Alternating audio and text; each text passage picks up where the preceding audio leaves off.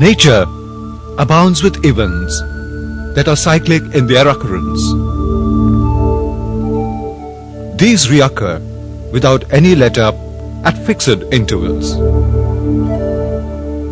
Recurring in such a rhythmic cycle are the days and the nights.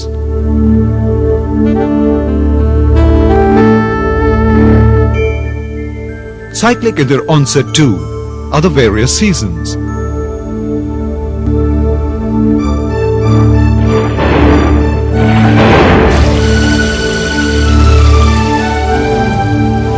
The oceans that cover nearly 2/3 of the Earth's surface also experience a recurring event.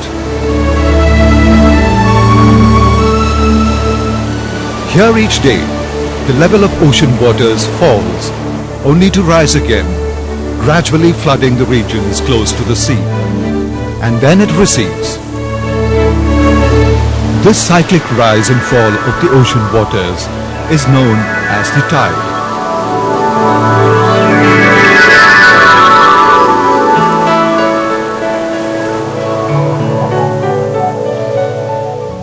The phenomenon of tides has been studied since ancient times. Roman naturalist Pliny in about 100 AD and later astronomers had noted that in a lunar day which averages 24 hours and 50 minutes, the water level of the oceans rose and fell twice. The rise in the water level was the highest during the new moon and full moon periods. But they could not explain the relationship between the moon and the tides until Sir Isaac Newton provided his now famous law of gravitation in 1687. The Newton's law of gravitation states that all objects in the universe attract each other with a gravitational force. And this force is directly proportional to the product of their mass and inversely proportional to the square of the distance between them. In other words, the greater is the distance between two objects, the smaller is the attraction, and the larger the objects, the greater the attraction between them. In the solar system, the Sun has the largest mass, but it is 390 times as far from the Earth as the Moon. The Moon, though much smaller than the Sun, is closest to the Earth. Therefore, the Moon's tide-generating force on Earth is twice as great as that of the Sun. It is this gravitational attraction and the centrifugal forces that result in what is known as high tide and low tide. But the gravitational pull of the moon on the earth is not uniform. It varies in relation to the distances between the moon and the various parts of the earth. The ocean waters on the side of the earth facing the moon are the closest to it. Therefore, these ocean waters get attracted by the moon's gravity most strongly.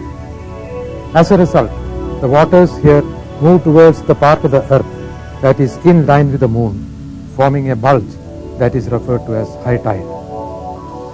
On the opposite side, the solid earth is closer to the moon than the ocean. Therefore, the moon pulls the solid earth more strongly than the ocean, causing ocean waters to bulge out into another zone of high tide. This movement of water into regions of high tides results in two zones of low tides midway between the high tide locations. Tides pass around the Earth in tune with the motion of the Moon. Therefore, every point in the ocean experiences a high tide and a low tide every 6 hours 13 minutes. This is the Kadalundi estuary in Kerala. It is 6 a.m. and is low tide now. The ocean water has receded. Large parts of the estuary stand exposed. And a high tide is about to set in.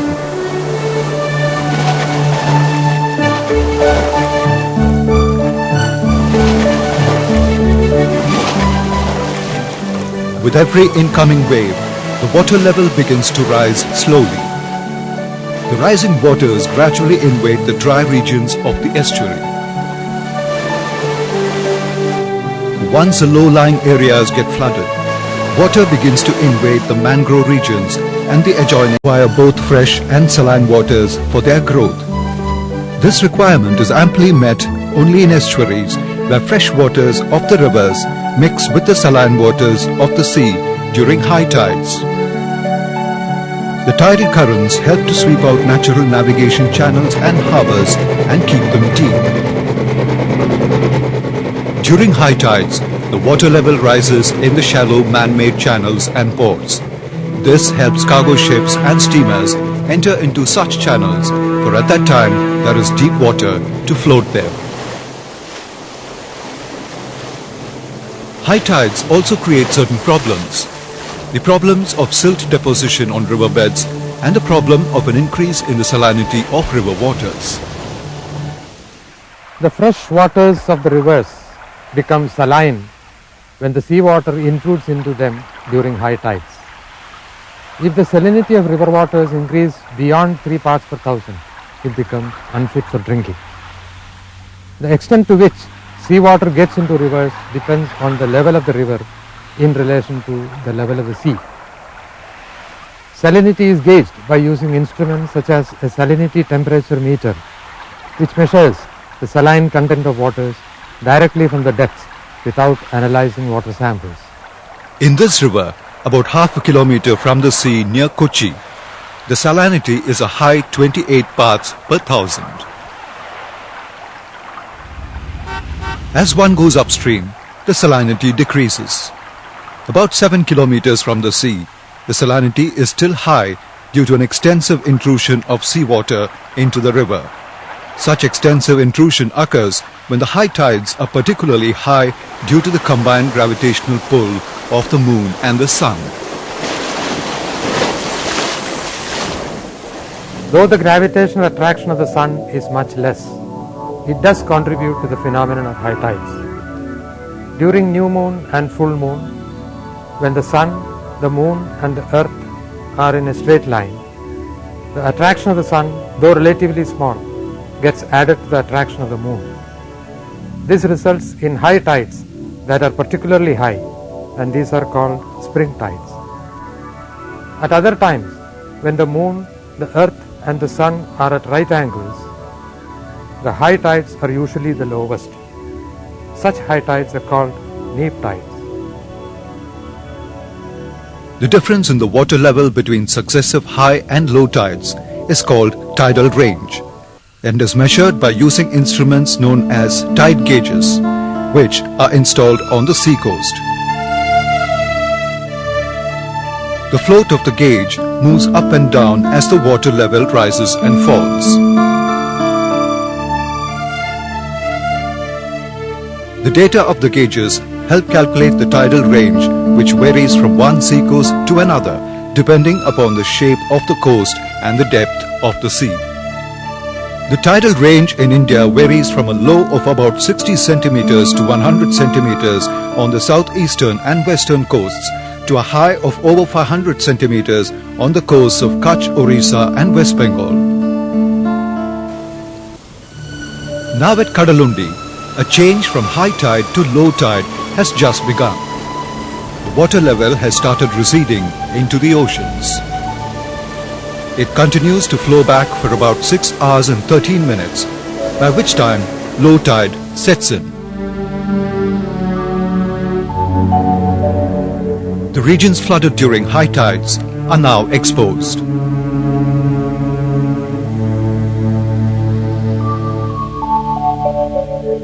This is the time for the marine life in the littoral zone to get active.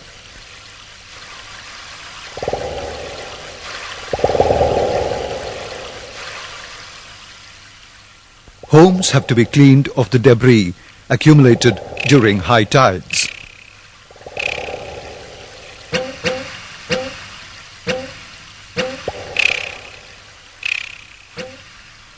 The dry spell of low tide provides the best opportunity for many to trek the sandy shores in search of food and perhaps shelter. This molluscan, of course, is not in a hurry.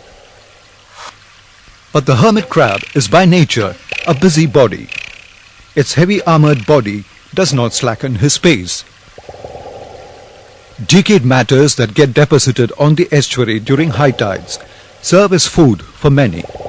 For instance, these tiny crabs belonging to the Dotilla species feverishly devour decayed matter from the sand and gurgle out clean sand in the form of balls. Often, these assume intricate patterns on the shore.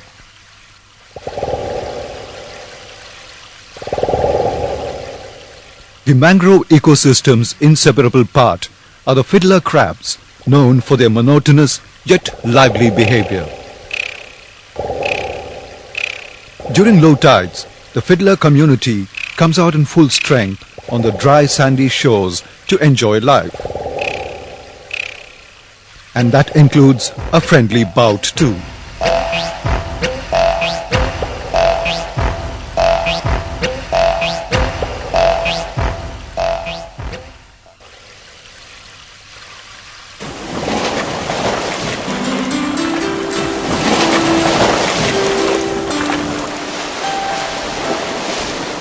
Water-flushed cliffs and the rocky outcrops are home to many a crab, such as this one belonging to the species Grapsus strigosus.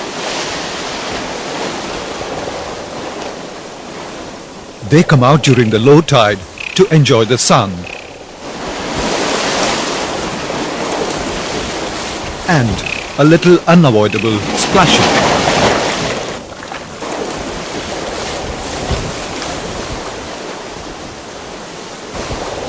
These vividly colored crabs feed on dead shells and weeds.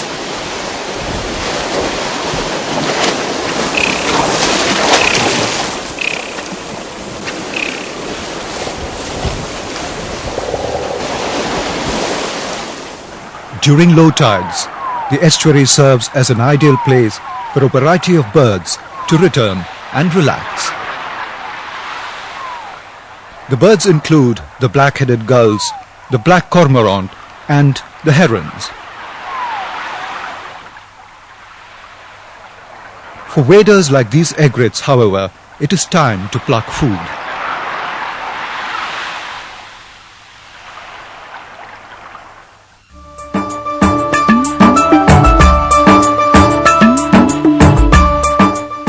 This indeed is an interesting way of catching fish. Chasing fish into the nets is possible only during low tides when the estuary is low in water level.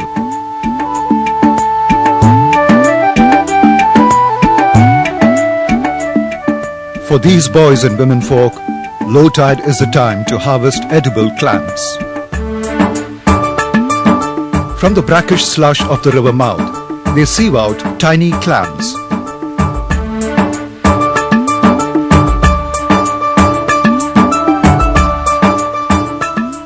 These clams are a simple delicacy among the coastal people.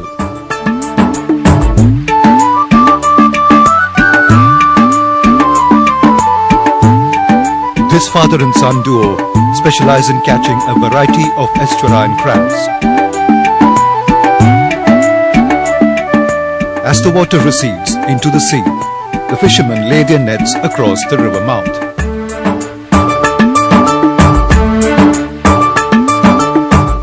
As the low tides begin to end, the nets are brought up with a rich variety of estuarine crabs. These include varieties such as the Scylla serrata, the Neptunus pelagicus, and many other species. These crabs fetch a tidy sum in the local market.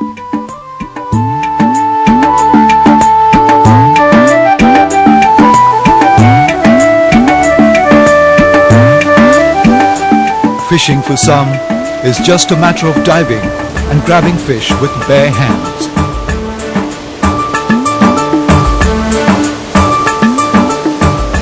Though it looks simple, it is a tough task.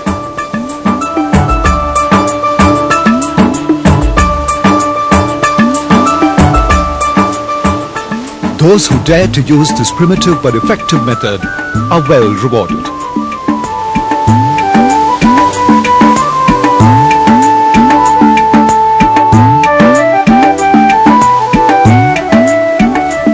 During low tides, as the submerged reef beds are not too deep to reach, hardy fishermen collect green mussels for which there is always a demand. These mussels are just another example of the rich variety of marine food that a low tide especially yields.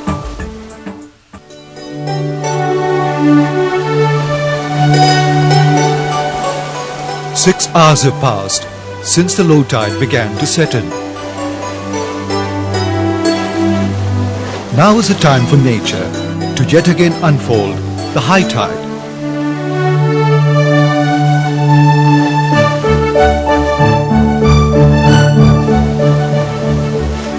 This cycle continues unabated, a part of the fragile ecosystem which balances miraculously a rich and varied life.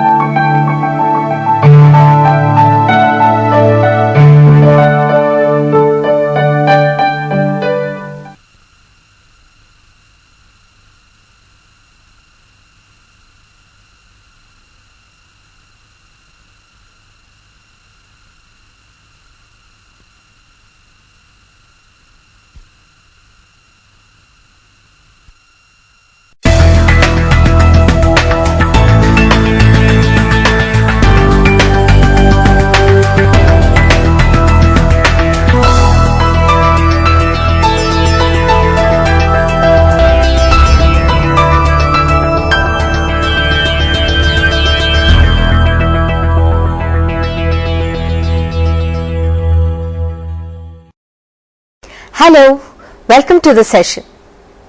Categories of information users and the information seeking behavior.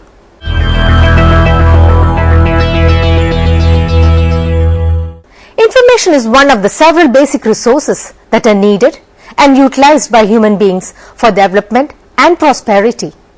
The exact nature of information is not easy to describe.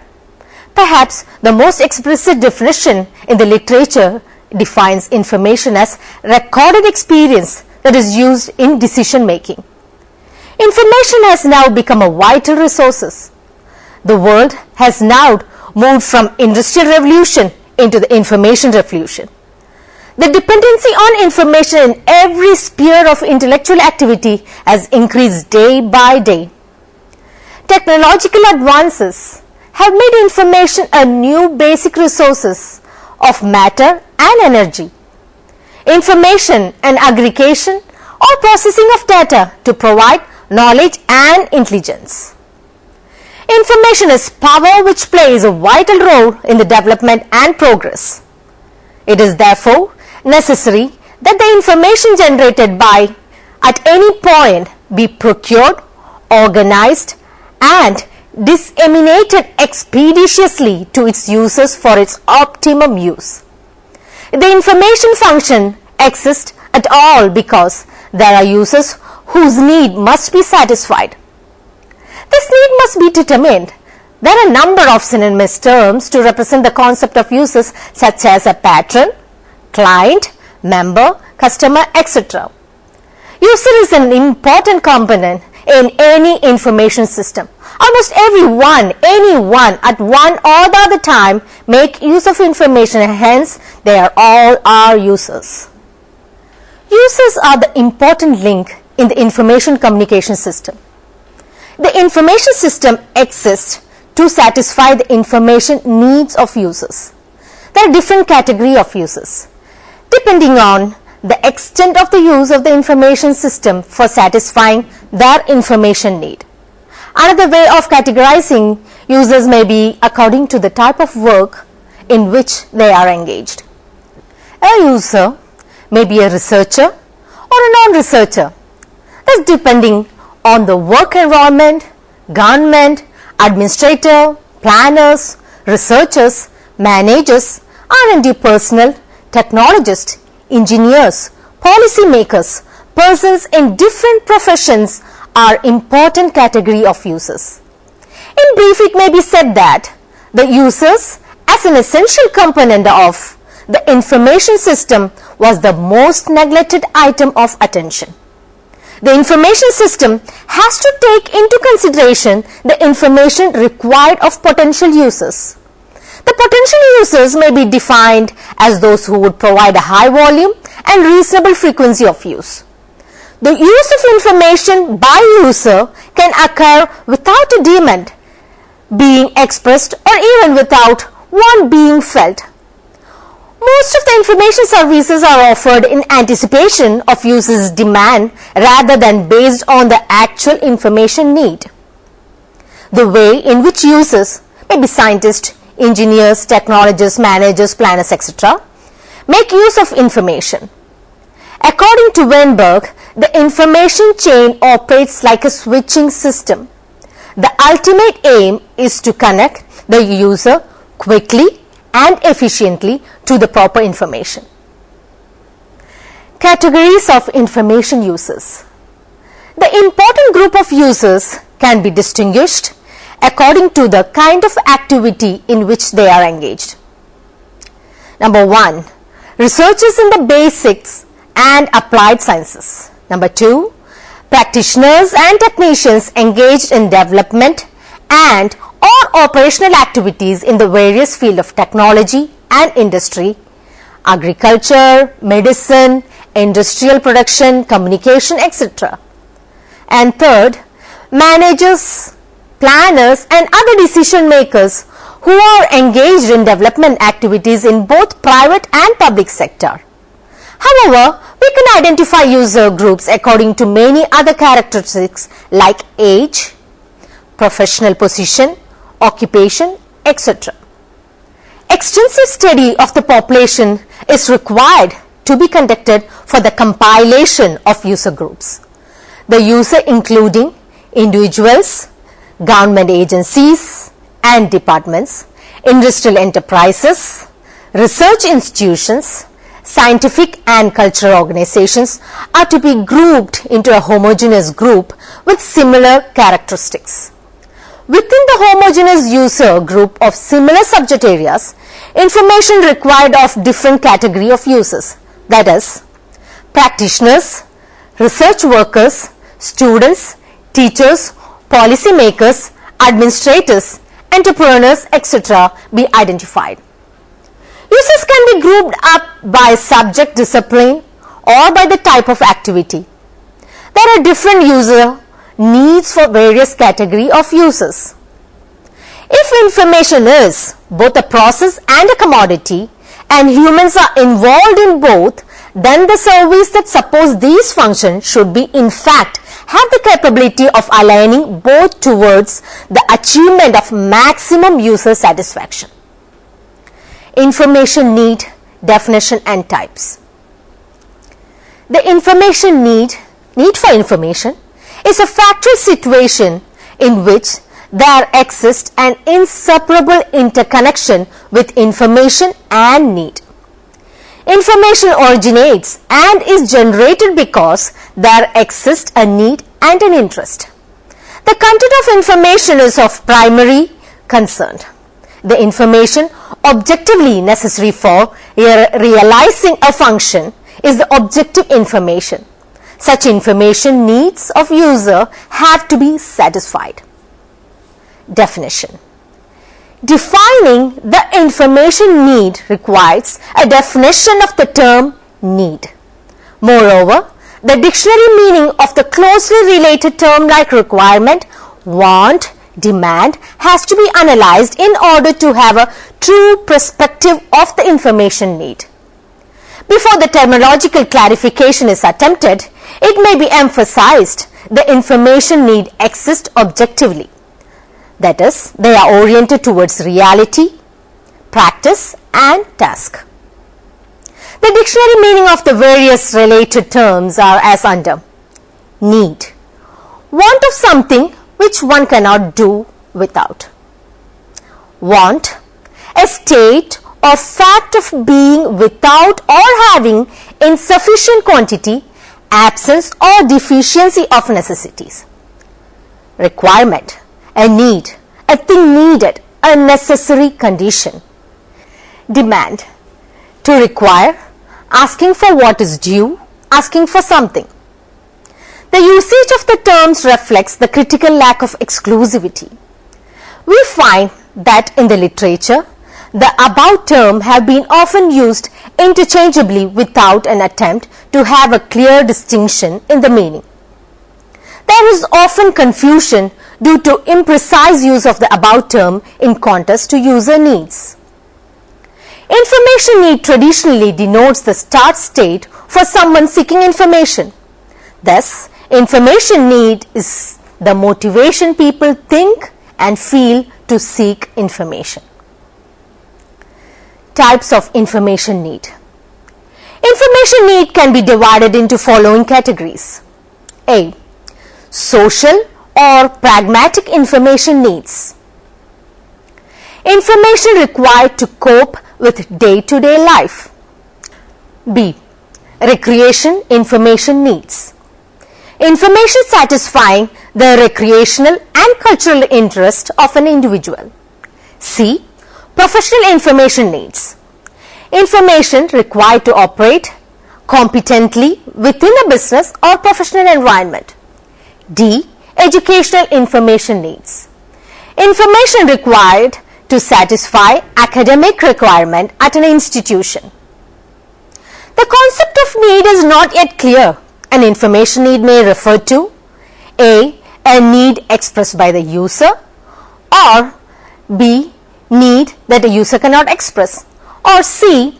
Present or immediate need, or D. Future or deferred or potential need. Further, Childers has categorized need as kinetic and potential. The kinetic need are directed towards satisfying a special problem, diagnosed and immediate.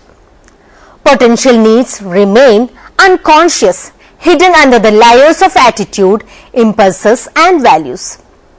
Information need as spatially observed are affected by a variety of factors, which are as under A.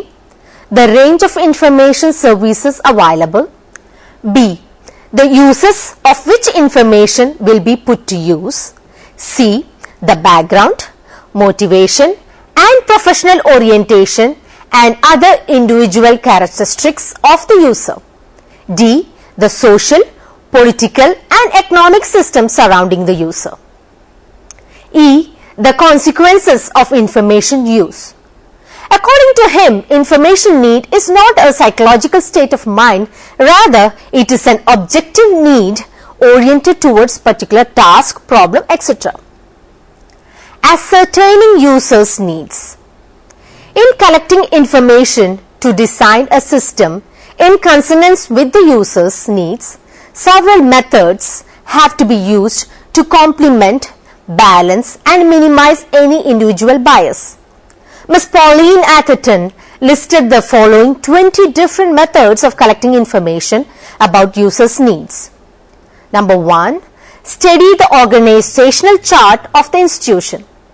Number 2. Study of its functions, activities chart. 3. Study of its annual reports, project reports and other publications. 4. Survey of users' requirement using questionnaire. 5.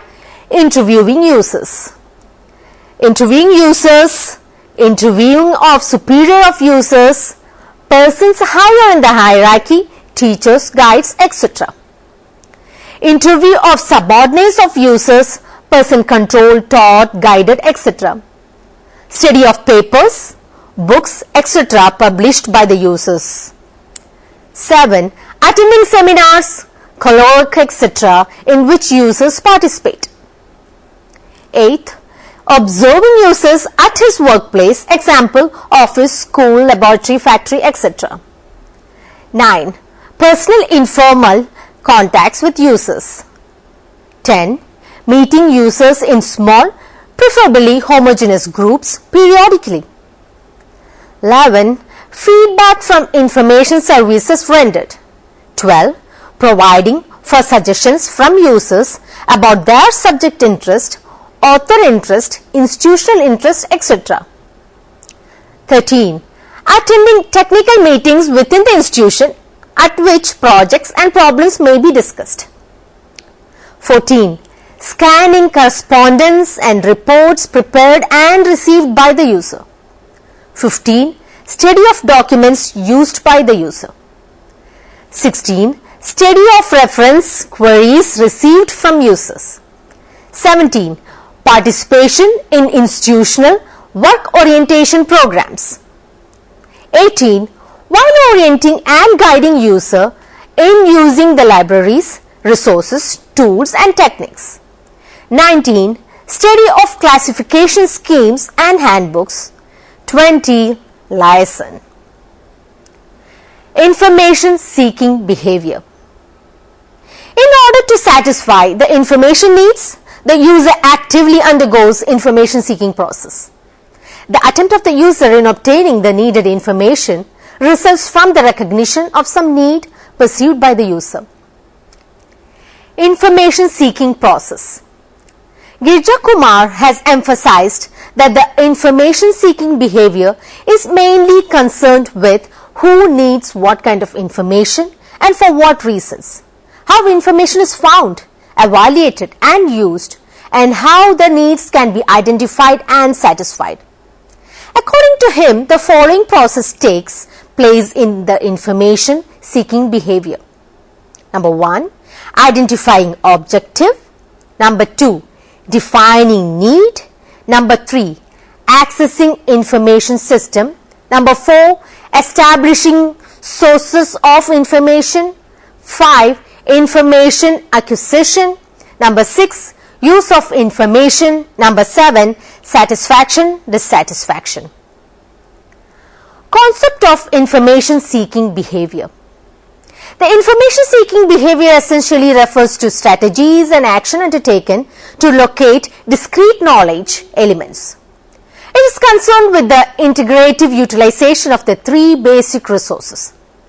1, people, 2, information and 3, system. It can be said that the behavior which is the highest information satisfaction is the best. Information use studies over years have attempted to explain the information use phenomenon, to understand information use behavior and improve information use by manipulating essential conditions.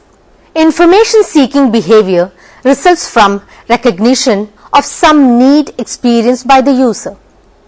This behavior may take several forms.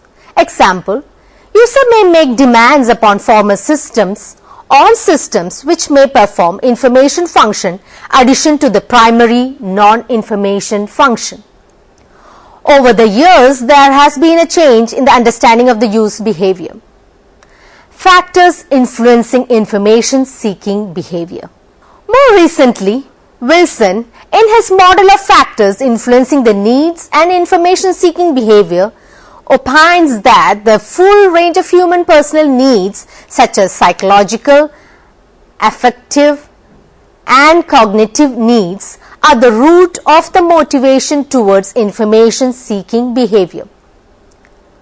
Many studies in the past have stressed on the psychological aspect of the information seeking behavior. Taylor has explored the information need from the angle of psychology of human behavior and has identified 4 levels of information need as follows. A. Visceral need, an actual but unexpressed need for information. Conscious need, an ill-defined area of decision. Formal need, an area of doubt which may be expressed in a concrete terms. D. Comprised need, a need translated into what the resources and the file can deliver. Belkin has extended the psychological approach with the inquiry into the reason for seeking information and the development on the concept of anomalous state of knowledge, which hypothesize that information need arises from the recognized anomaly in the user's state of knowledge concerning some topic or situation, and that in general the user is unable to specify precisely what is needed to resolve that anomaly. Information behavior is seen as related to some problem, situation in the relationship between the user and the users of the world. The factors that influence the human seeking behavior include: number 1, payoffs and costs; number 2, resources available; number 3, update rates; number 4, amount of information available; diagnostic of data; distributional characteristics of data; conflicts among sources. It may be emphasized that the correct appraisal of information seeking behavior implies knowledge of: number 1, the purpose for which information is required; number 2, environment in which user operate; 3, user skill in identifying information need and information provider skill in providing information; 4, channels and sources for tapping the information; and 5, barriers to information. Let us summarize. In brief, it may be said that the user is an essential component of information system. Information need is a condition which certain information contributes to the achievement of genuine information purpose. It is a relationship which obtains between information and information purpose. To put it straight, the information seeking behavior is the way in which the user goes about seeking, obtaining information. The user information behavior is reflected in his relationship to the information units and its various products and services. I could suggest some assignment based on this topic we have discussed. Endless different categories of information users. Define information need. How do they vary from user to user? 3. Distinguish between need, want, requirement and demand in the context of the user. 4. What do you understand by information seeking behavior of users? Number 5. What are the factors influencing information seeking behavior? Here are a few references. Information Needs and Uses by W.J. Paisley, written in 1968, RST. The second one, Information Need and Uses by Indian Bibliographic Center, Varanasi, 1992, written by Prasad H.N. Library and Uses, Theory and Practice, published by B.R. Publishing Corporation, New Delhi, written by P.S.G. Kumar. Thank you for listening to this session. Hope to see you soon.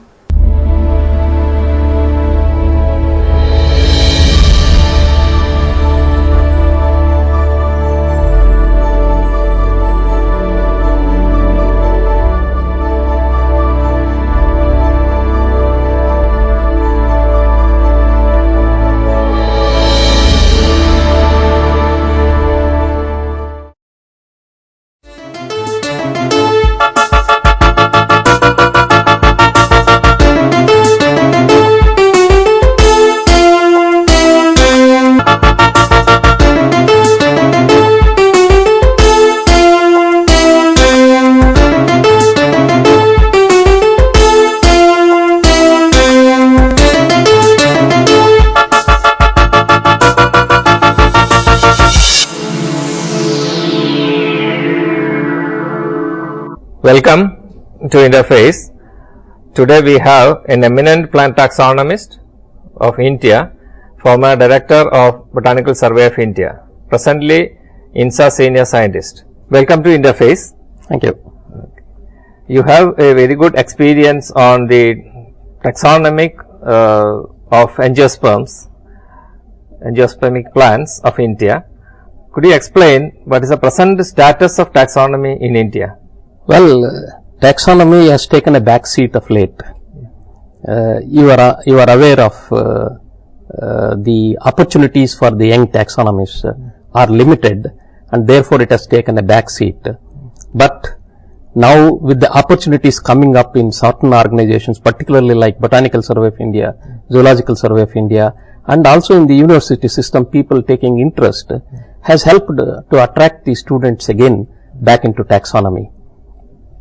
And I am sure that the young taxonomists with their interest can outmarvel the taxonomic field and do an excellent job to put the India in the forefront.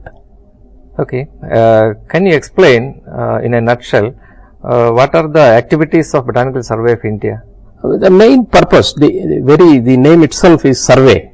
So the organization has to survey all plant resources in the country and document their distribution, identification, then their uses in the entire country, and produce the flora of the country, yes, of all groups of plants.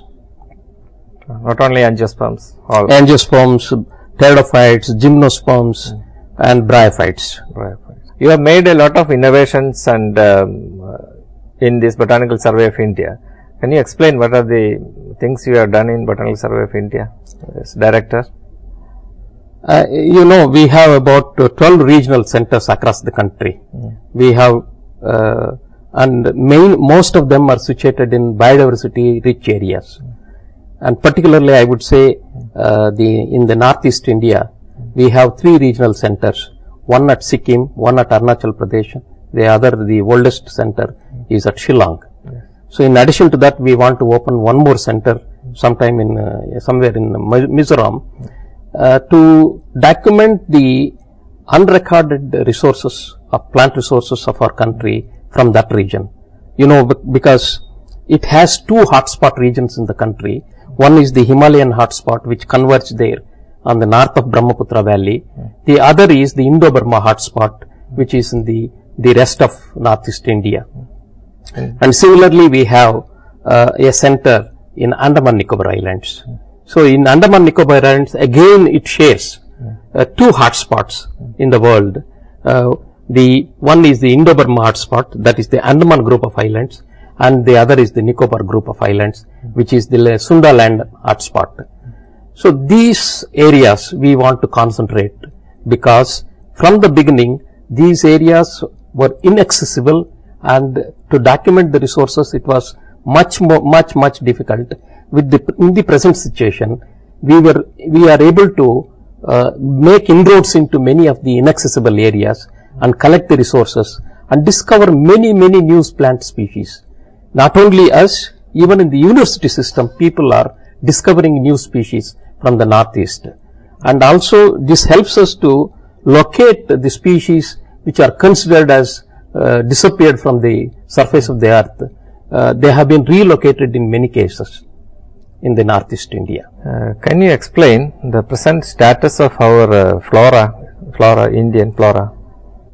Flora of India, which was actually launched in 1970s, it took a very slow pace of its activity, and it has reached a very good stage in 70s and 80s.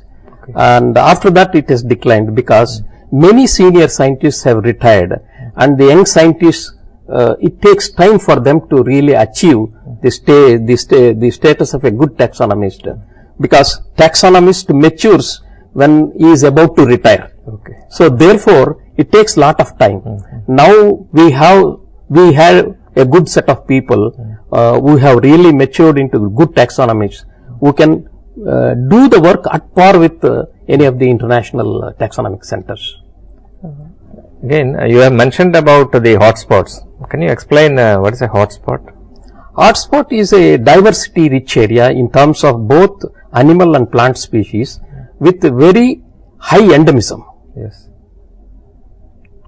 But one negative point of these hotspots is hotspots are always most highly disturbed areas.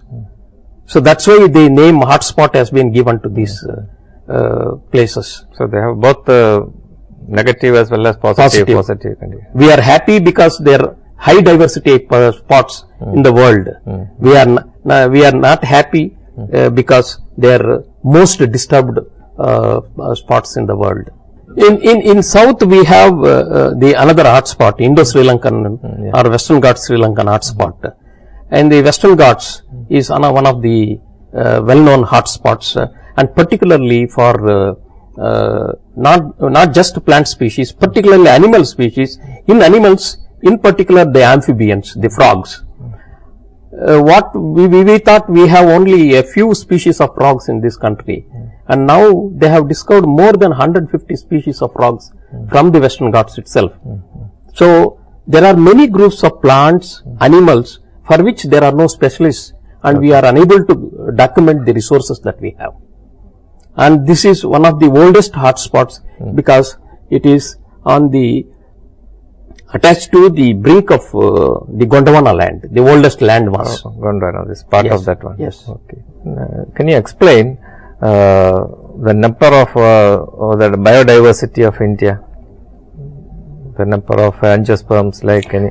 Angiosperms, yes, we have about so far documented about 18,200 species so far documented, and these numbers are being added every year, you know, at the rate of nearly 35 to 50 species are discovered every year and added to this. At the same time, through intensive taxonomic study, some of the species already discovered have been reduced as synonyms also. So even then, the number of species stand today at 18,200, which is almost equivalent to about 0.7% of the world angiosperms. Okay. So that much diversity we have. That much diversity, but still, as I told you in the beginning, that Northeast India and the Andaman Nicobar Islands and the Western Ghats still have many species to be discovered. Okay. Because there are many areas which are still inaccessible. Coming to this endangered species, Right. Can you explain what is the condition of this endangered taxa in India? Yes. About 30% of angiosperms or the flowering plants have been identified as threatened in our country. But this is purely based on the literature and the herbarium availability of the herbarium specimens in different herbaria and depositories in our country, and to a little extent the field evaluation of the populations of these species. But there is a need for studying these, whatever has been identified as threatened, using IUCN and red list categories. There is a need for assessing them in the field, and thus that takes a long time, and assessment in the field is a very tough job to do, and the youngsters have to go into the field and locate these specimens and identify number of individuals of these species.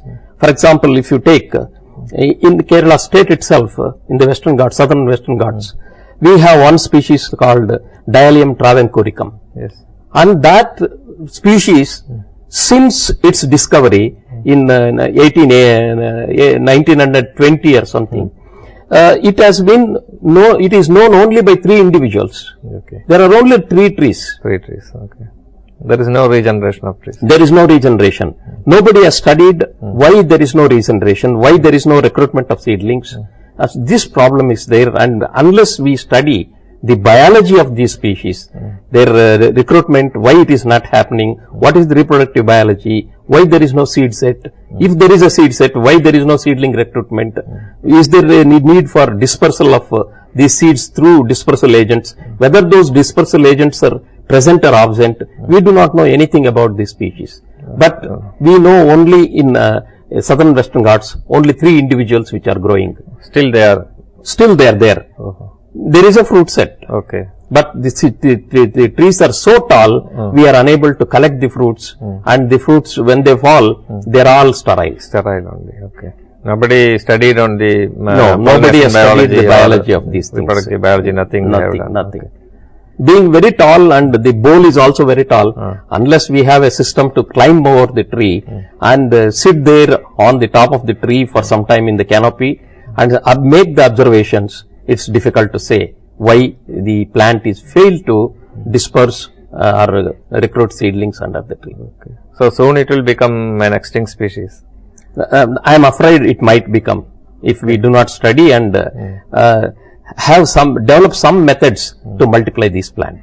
Whether they are located in a particular area or? Yeah, they are located in a place called Ariyankavu. Only in that Panmudi Ariyankavu range, only 3 trees are there so far reported. Okay. Yes. And you have mentioned about the herbarium. Can you explain the importance of herbarium in taxonomic studies? Herbarium is the most important, because the very study of plants started taken a very good shape in the initial stages with the development of herbarium. Okay. Because every specimen prior to development of discovery of herbarium, every specimen has to be studied in fresh condition in the field. Yes. And that is not always possible. So now if you collect plants, large number of plants, and if you press them, dry them, and mount them into herbarium sheets and store them, which can be stored for maybe centuries. We have the oldest herbarium which was developed in 1540. 1540. Oh. So we have, in our country, we have about 300-400-year-old specimens in the Central National Herbarium at Calcutta. Okay. So we can study, the herbarium helps us to study plants back in the laboratory for a long time. Okay. And easy to identify, easy to preserve them. Only certain things like the flower color and the height of the plant and those field details, we have to get the details from the field. That will be in that field note. Yes, field notes we have to give. So, and it will be useful for educating people also. So, in the practical demonstration, you can easily show the herbarium specimen how a plant looks like, and then when they go to the field, they should be able to identify and say that this is the plant that we have seen in the dried condition. Okay. And you have mentioned about the IUCN category, 13 species of India. Right. What are the measures we can adopt for conserving these 13 species? For conservation, there are 2 methods, where one is ex situ, another is in situ. That means in the natural habitat is in situ, and away from the natural habitat in the botanical gardens and all, or in the seed banks, is ex situ. So in the in situ condition is the most preferred type of conservation, because the plant will be evolving in the nature, and it will have the pollinators, its enemies, and its dispersal and the microclimate.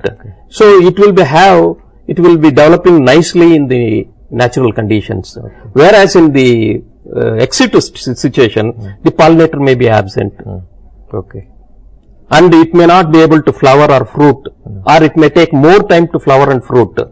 But in the absence of large area for natural conservation, then if there are very few individuals in the nature, the only alternative is to have the seeds in the seed bank and grow them in the botanical gardens, and use the method of multiplication through tissue culture and other methods.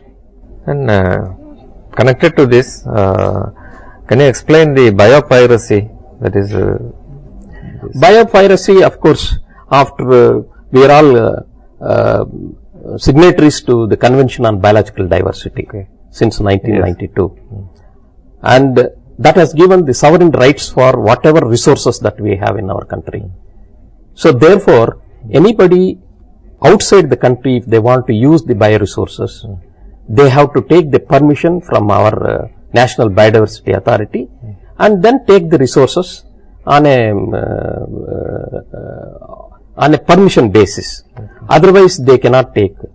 But there are people who come here and take away some of the seeds or the spores or even the soil samples which contain our bioresources without permission, and that is we consider as the biopiracy. Right. And coming back to this angiosperm taxonomy, I think many of this inventorization of these higher plants are over, but still we have a lot to do on these lower groups.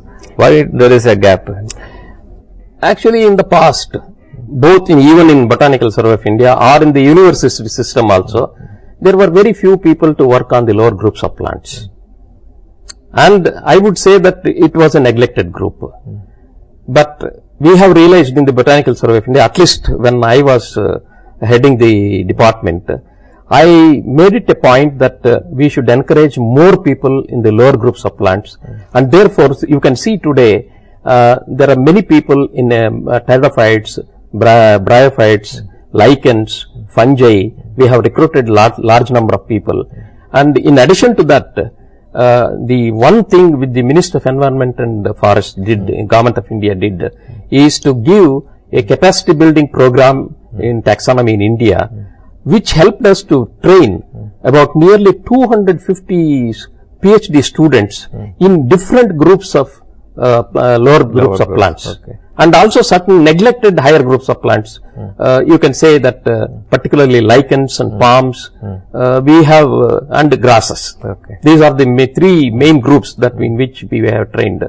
And many of these well-trained people, whatever limited vacancies that were available in Botanical Survey of India, they have been recruited and they have been doing very well in the Botanical Survey of India for documenting our resources from different particularly the low priority areas or high diversity rich areas. Okay. Can you explain what are the funding sources for doing this kind of floristics or floristics? Again, this was a neglected field. The funding agencies were not giving funds to taxonomy, particularly floristic survey or faunistic survey for that matter. Government of India realized at one point of time that they should consider this as one of the thrust areas, and they then onwards many experts felt that we should encourage taxonomy in our country and not just angiosperms, in other groups of plants and other groups of animals also. So the main funding agencies are for taxonomy or floristic studies of plants. It is mainly from Ministry of Environment and Forest and Climate Change of Government of India. Okay. In addition to that, the DST, the Department of Science and Technology, and to a little extent, the Department of Biotechnology also supports the programs under this. When you mentioned about the ex situ conservation, right? Can you explain the important botanical gardens in India? We have the main, of course, the oldest and the largest botanic garden in Asia is the Acharya Jagdish Chandra Bose Indian Botanic Garden at Howrah in Calcutta. That is the oldest garden and the largest garden that we have. When it was established? It was established in 1787 by Colonel Robert Kidd. Okay. And we have about nearly 45 gardens across the country. And interestingly, the Government of India has taken an initiative to support most of these gardens as lead botanic gardens under the program called Assistance to Botanic Garden.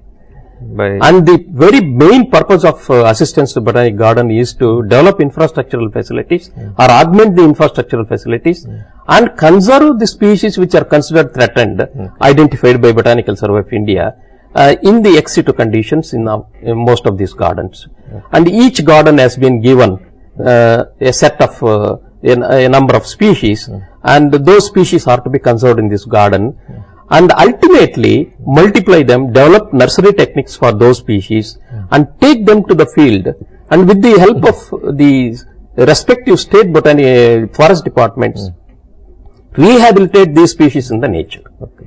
This is the very purpose of Assistance to Botanic Gardens. First to raise these seedlings and then develop nursery techniques, raise the seedlings, and the saplings which are sufficiently old, which can survive in nature, can be taken back and reintroduced in the nature. Can you give any example of such kind of reintroduction in that in situ conservation? So one very good example I can say is in Jog Falls in Western Ghats, particularly in the Karnataka part of Western Ghats, there was one species, one grass which was discovered in 1919, in the first decade of 1990s, and thus grass disappeared. Nobody could collect even after 120 years. Ultimately, the scientists, particularly Professor S.R. Yadav from Kolhapur, Shivaji University, he discovered this species, relocated them and multiplied in large scale, and Department of Biotechnology gave him funds to rehabilitate this in the nature. Okay. He has not only introduced in Jog Falls of Karnataka, he has also introduced similar habitats in Karnataka, Maharashtra area. And now that has been rehabilitated and it is multiplying on its own, and it is beyond threat now. Okay. Unless the climate change changes the rainfall pattern, it continues to exist without any problem. So it is huge populations have been developed in many of these areas. That is one very good example I can give. Okay. There is another plant which has been done in northern circle of Botanical Survey of India. It's a labiate plant which has also survived now in many localities there. Can you explain the global taxonomic initiative which can support our this biodiversity studies? Yes, the Convention on Biological Diversity have taken an initiative to build taxonomic base, particularly in biodiversity rich areas. And they have been, they are encouraging with limited funds, of course, in different countries, both in Africa and South America, in Asia, to build a taxonomic base so that the documentation can be completed at the earliest. Okay. And India has shown a leading progress in particularly in taxonomic initiative. As I said that All India coordinated project on capacity building in taxonomy in India has really helped, and in the last conference of parties meeting in Hyderabad, it was highly appreciated that Indian efforts, and this was taken as a model for other developing countries to initiate taxonomic training programs, so that the documentation can be completed before 2020. China has taken a great initiative in collaborating with particularly the European and American taxonomists, and being a very large country, one of the mega diverse countries, it has completed documentation of its flora. Whatever is known till say 2010, they have completed documentation in 25 volumes, about 25,000 species of flowering plants. And we too have about nearly 18,000 species of flowering plants. But our pace of work is very, very slow. Similarly, initiative has been taken by Australia for the entire continent, and they are also progressing very fast. And the Flora Malaysia program in the Malaysian region, particularly Malaysia, Indonesia and the Philippines, they have initiated. That program is also taking very fast. And I think a similar kind of work they already done in Sri Lanka, then Bangladesh and Pakistan, yes, Bhutan. Yes. But they are being small countries. They were able to complete their floras because they are not comparable to even to one single state of our country, and they had limited taxonomists of their own, and they invited people from Europe and other places, and they could complete their floras, particularly in Sri Lanka, and the Kew Botanic Garden completed, Royal Botanic Garden Kew completed in the flora of Sri Lanka, and the Royal Botanic Garden Edinburgh completed the flora of Sikkim, and again the Pakistan flora also in collaboration with the Royal Botanic Garden Kew and British Museum, they were able to complete. And Nepal has been able to come out with some volumes of flora with the help of Tokyo Museum. We should also take similar initiative if we want to complete the flora at a faster rate. But in the present scenario, we have very good taxonomies, especially in the field of angiosperm taxonomy. Whether with their collaboration and institutes and universities and other departments, colleges, can we definitely we should augment this process, because the habitat loss and the climate change which is bringing many areas completely divide of flora and fauna. So it is better that now we should take initiative, the government should take initiative to collaborate with the Europeans and Americans to complete our flora, and that will help us to train our own students for the future. So far we have been discussing about this traditional taxonomy. What is your opinion about this molecular taxonomy? In my opinion, first we should document, we should know what we have in our country. Then where we have problems, like taxonomic complexes, what we call, those complex species can be resolved using molecular methods. That will really help us. We presume that it will help us, but it has not made any big headway among plants, particularly in India. So that means without knowing our plants, we are going for this moleculars. In a way, it is good. At least we can experiment with some small groups of plants, whether really molecular techniques will help us to resolve the complexes that we visualize during our morphological studies. That will really end up in a mess, or it is difficult to say, because there are some case studies in other countries where they have, which has helped us, but particularly with this angiosperm phylogeny group, from genus and above, particularly at the family level and above, it has helped us a lot in regrouping the entire system of classification. But at the species level and infra-specific level, it is very difficult to understand whether really it will help us or not. But it has certainly helped in animals, particularly in butterflies. And we in India, there are many people who have been working. And what was thought earlier as 5 or 6 different species is now a single species. What was thought as a single species has been resolved into 3 or 4 species using molecular methods.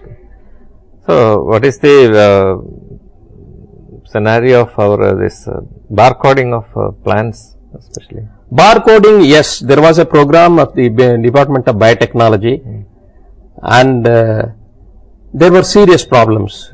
Initially, orchids and some berberries and some groups were bamboos, gingers you have taken up, and these groups have been taken up, and it was not really very successful. Yes. But in the case of animals, it is very successful. Yes, in case of animals it was possible, because they depend on a single mitochondrial gene. Yes. Whereas in plants we have to depend on 2-3 different types of genes. So finally, what message you can give to our young budding taxonomists? They have to concentrate, they should have patience, because taxonomy expertise cannot be developed in 1 or 2 years or 3 years.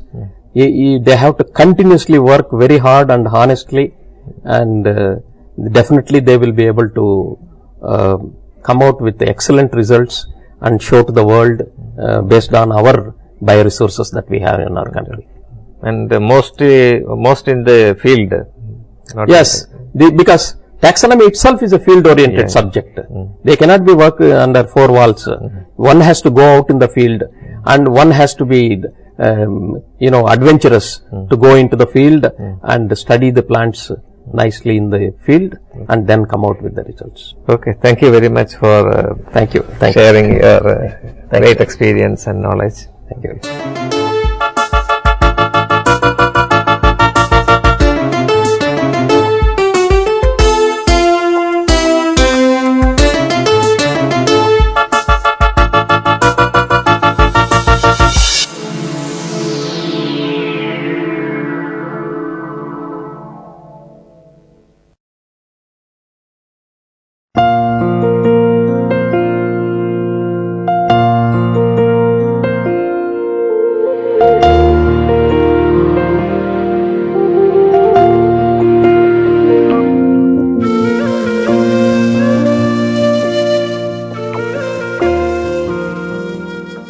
Welcome to this class on art history.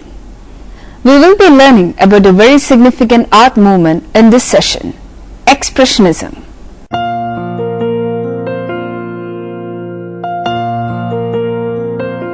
Expressionism originated as a term used to denote the use of distortion and exaggeration for emotional effect, which first surfaced in the art literature of the early 20th century.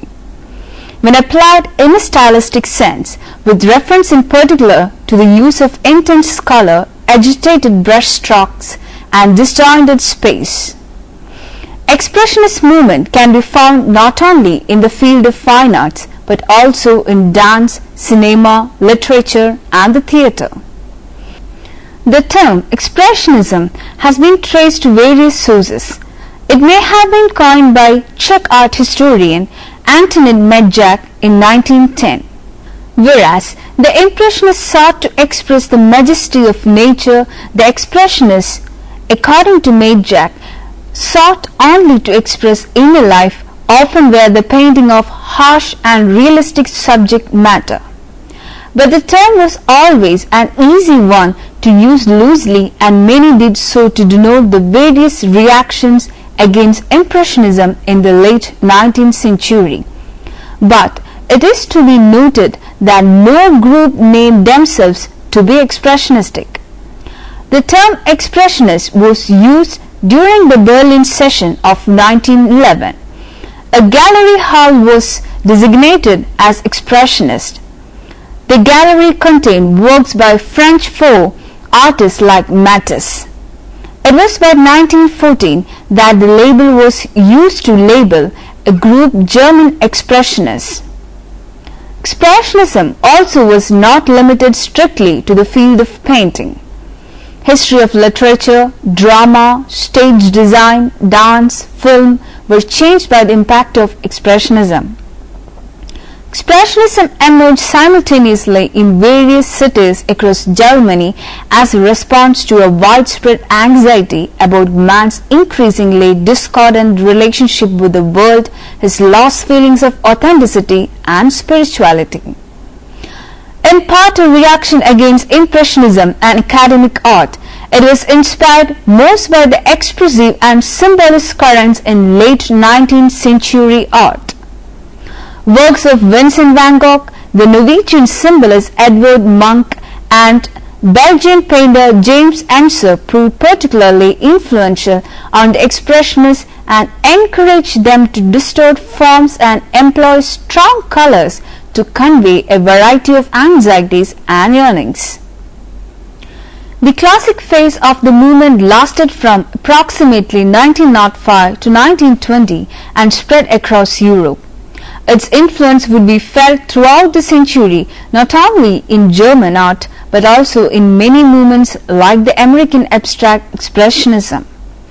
It was also important for the development of neo-expressionism in 1980s.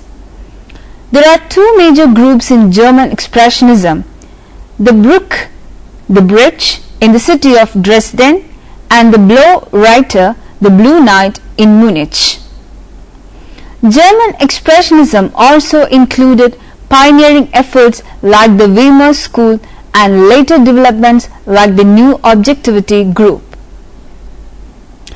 The Bruch, the Bridge group was formed in 1905 and in 1913 it was dissolved. The group of 4 German artists led by Ernst Ludwig Kitchener were members of this group. This is considered to be the founding organization for the German Expressionist movement. Along with Fritz Bleyl, Carl Schmidt-Rottluff and Erich Heckel, Kirchner established Die Brücke as a youth-oriented art movement that would challenge the traditional academic styles of fine art, which by that point included Impressionism and Post-Impressionism. The group published their manifesto in 1906. It was carved on wood. In September and October 1906, the first group exhibition was held, focused on the female nude. Emil Nold and Max Pechstein joined the group in the same year. Otto Müller during 1874 to 1930 joined the group in 1910. The woodcut as an artistic medium would go on to become very popular with the group, whose inclination to strong expression was well served by the stark, crude forms that they wooed. The artists of the bridge group concentrated on imitating the styles originally practiced by the art communities of the Middle Ages. The Nazarene group, who preceded the Brook, were also using woodcut to illustrate their biblical works.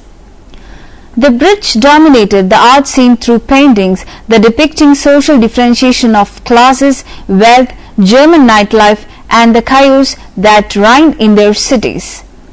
Other contemporary painters like Paulo Modson Becker and Christian Rolfs subscribed to the theory that their art should be as simplistic and down-to-earth as possible. They consciously omitted any demonstrations of personal emotions, but their works show expressionistic vitality. Cathay Colwitz is another example. Rolfs was over 50 years old when he started to paint in expressionist style. His works were confiscated by the Nazis as degenerate art and was forbidden to paint. In 1911, that a group of young artists formed Der Blaue Reiter, the Blue Rider in Munich. The name came from Vasily Kandinsky's Der Blaue Reiter painting of 1903. Among their members were Kandinsky, Franz Marc, Paul Klee, Franz Marc, and Auguste Mack. The group's formation was sparked by the rejection of the Kandinsky oil painting The Last Judgment during 1910 from a local exhibition. The painting contained swirling abstract forms and apocalyptic suggestions and was deemed too obscene for public display. Although Der Blaue Reiter never published a manifesto, its members were united by their high regard for medieval and primitivist art forms as well as their love of cubism and fauvism. The group also included Alexei Jolonsky, Marianne von Werfking, and Vladimir von Berekhtheev. At the outbreak of World War I in 1940, Franz Marc and Auguste Mack were drafted into German military service and were killed soon after. The Russian members of the group, Kandinsky, Alexei von Jolonsky, and others were all forced to return home. Der Blaue Reiter immediately dissolved.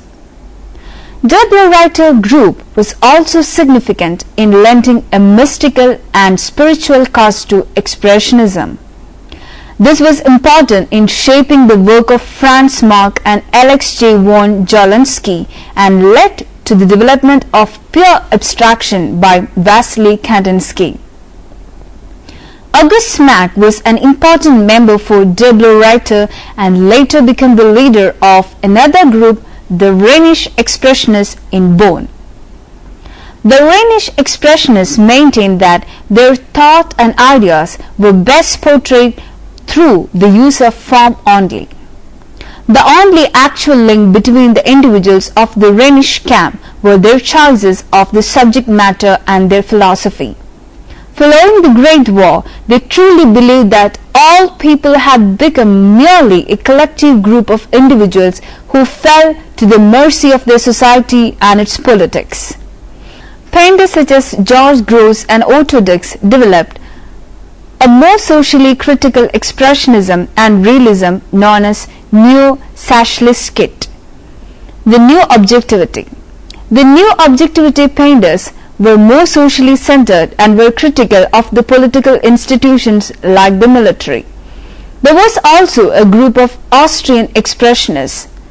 Gustav Klimt was the leader of a group called the Vienna Session, which sought to separate itself from the naturalist movement which is popular in the early 20th century Austria. His work is difficult to categorize but is often associated with the Symbolist and Art Nouveau, but it also has some ties to Expressionism. Oskar Kokoschka and Egon Schiele developed their own expressionist style. Because the term Expressionism is wide in its meaning, Georges Rolt, the French artist sometimes described as an expressionist, may have influenced the Germans rather than the other way around. He learned this vivid use of color and distortion of form from Fauvism, and unlike his German expressionist counterparts, however, Ralt expressed an affinity for his Impressionist predecessors, particularly for the work of Degas. He is well known for his devotion to religious subjects and particularly for his many depictions of the crucifixion rendered in rich color and heavy layers of paint. Another painter who was termed expressionist is Zotin. Munch was a Norwegian painter and printmaker whose intensely psychological and emotional themes was a major influence on the development of German Expressionism. In the early 20th century, his painting, The Scream, is regarded as an icon of the existential anguish of the post-industrial modern age.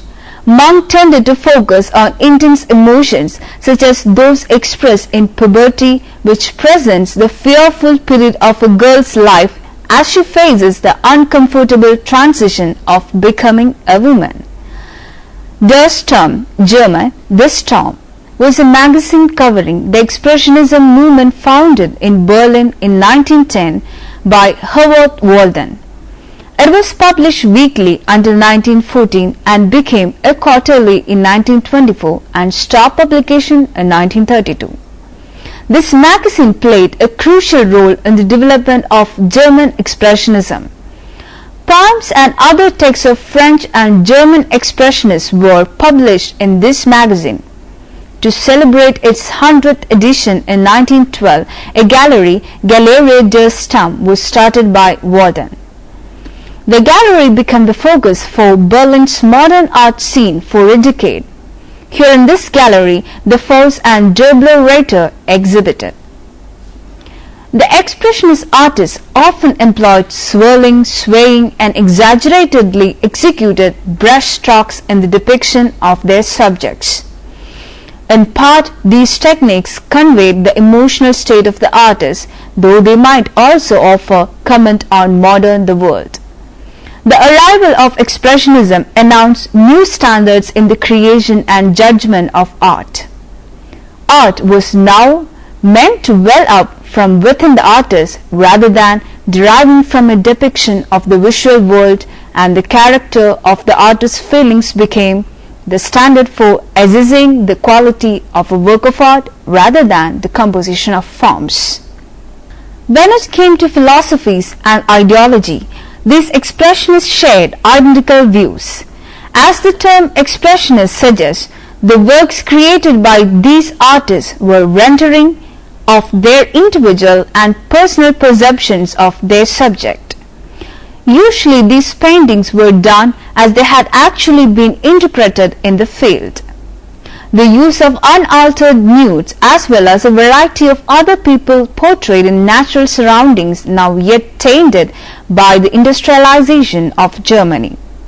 The Die Brücke, while expressionists in theory, actually had foregone the use of broad lines and multiple layers of strong colors and instead applied their many layers of personally mixed colors.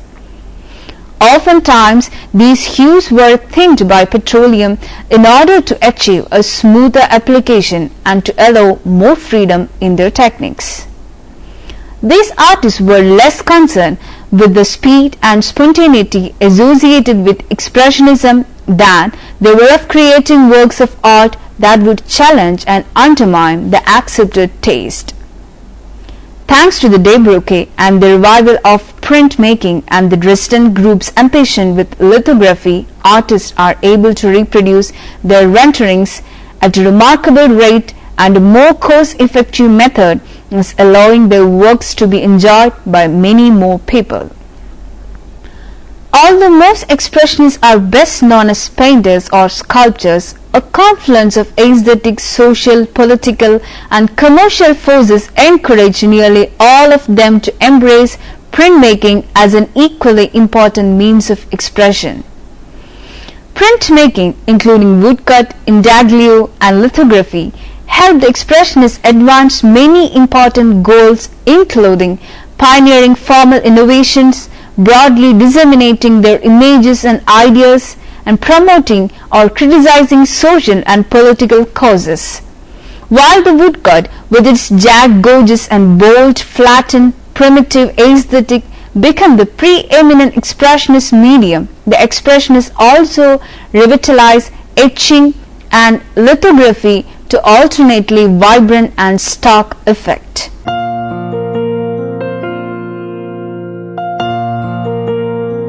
Adolf Hitler, outraged by such anti-German publicity, embarked upon his own crusade to rid Germany of all the degenerate art within its reach.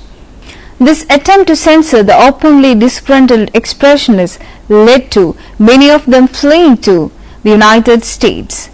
It was here that they were warmly welcomed, and almost immediately a great deal of the German art was assembled in the major cities of New York, St. Louis and Chicago, where they found a home in American museums.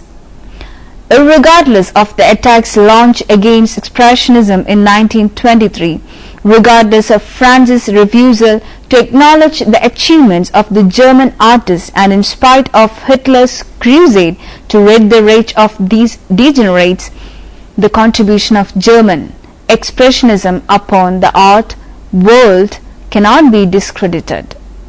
After World War I, although Expressionism continued to inspire many more artists throughout Germany, the movement began to lose impetus and fragment. Already by 1918, the Dada Manifesto could claim that Expressionism no longer has anything to do with the efforts made by active people. But its ethos would have a vivid afterlife. It was crucial in the early formation of artists as different as Otto Dix and Paul Klee. And in the 1920s, it continued to inspire ambitious forays into abstraction. Kandinsky continued to create completely non-objective paintings and watercolors that emphasize color balance and archetypal forms rather than anything remotely representational or figurative. In America, Expressionism is seen in two modes. In the social realist painters like Ben Shaw, and later in Abstract Expressionism group. Abstract Expressionism was somewhat similar to the theories proposed by Kandinsky. Expressionism had its great impact in Germany, and it continued to shape its art for decades afterwards. The emergence of George Baselitz in the 1960s and later Anselm Kiefer signaled an important and influential revival of the style, which would culminate in a global neo-expressionist movement in the 1980s. But the original movement also found adherents in Russia, Belgium, Austria, France, Norway, the Netherlands and the United States. Its ideas about expression, spirituality, primitivism and the value of abstract art would also be hugely influential on an array of unrelated movements, including abstract expressionism. The expressionist metaphysical outlook and their instinctive discomfort with the modern world impelled them to antagonistic attitudes which would be characteristic of various avant-gardes throughout the century. Because Expressionism, especially German Expressionism, was not limited to painting, we were encouraged to watch expressionistic films. Films like The Cabinet of Dr. Caligari during 1920 are significant by their expressionist spirit. The film was directed by Robert Wayne. Sets and scene artwork of expressionist films often reveal buildings of sharp angles, great heights, and crowded environments such as the frequently shown in German expressionist paintings. More than any other movement, Expressionism affected the Indian art scene from the very beginning. We can see that the mural work of Binod Bihari Mukherjee at Shantiniketan, the Hindi saints, show influences of Expressionism. Ramkinger Baig was also expressionistic in his approach to art. The Progressive Group of Painters of India, formed in 1947, is a prime example of Expressionism. The first published manifesto, even politically biased towards radical Expressionism. Though the members of the group had to change their views in their second published manifesto, their language remained expressionistic. The Baroda painters of 1980s were also expressionistic in their approach. Their radical political attitude was also in par with the political attitude of German expressionists. The Kerala art from 1980s also was under the influence of expressionism till 1990s.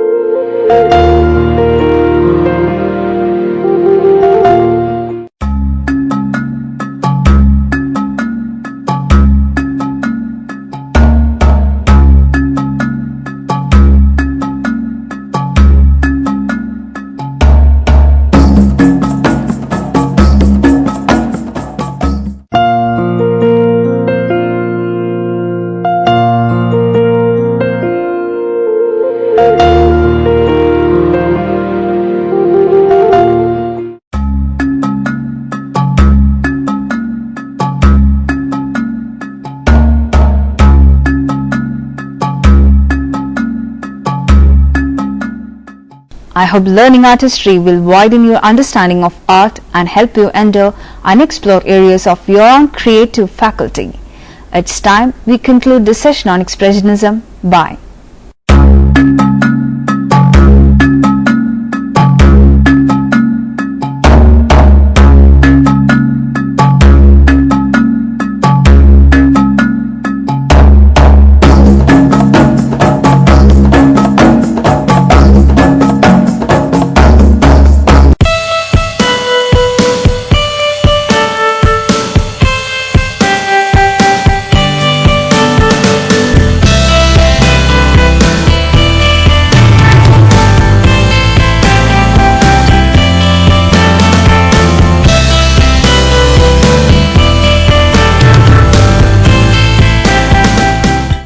Hello and welcome to the session Cognitive Theories of Learning by Gestalt Theory and Levin's Field Theory.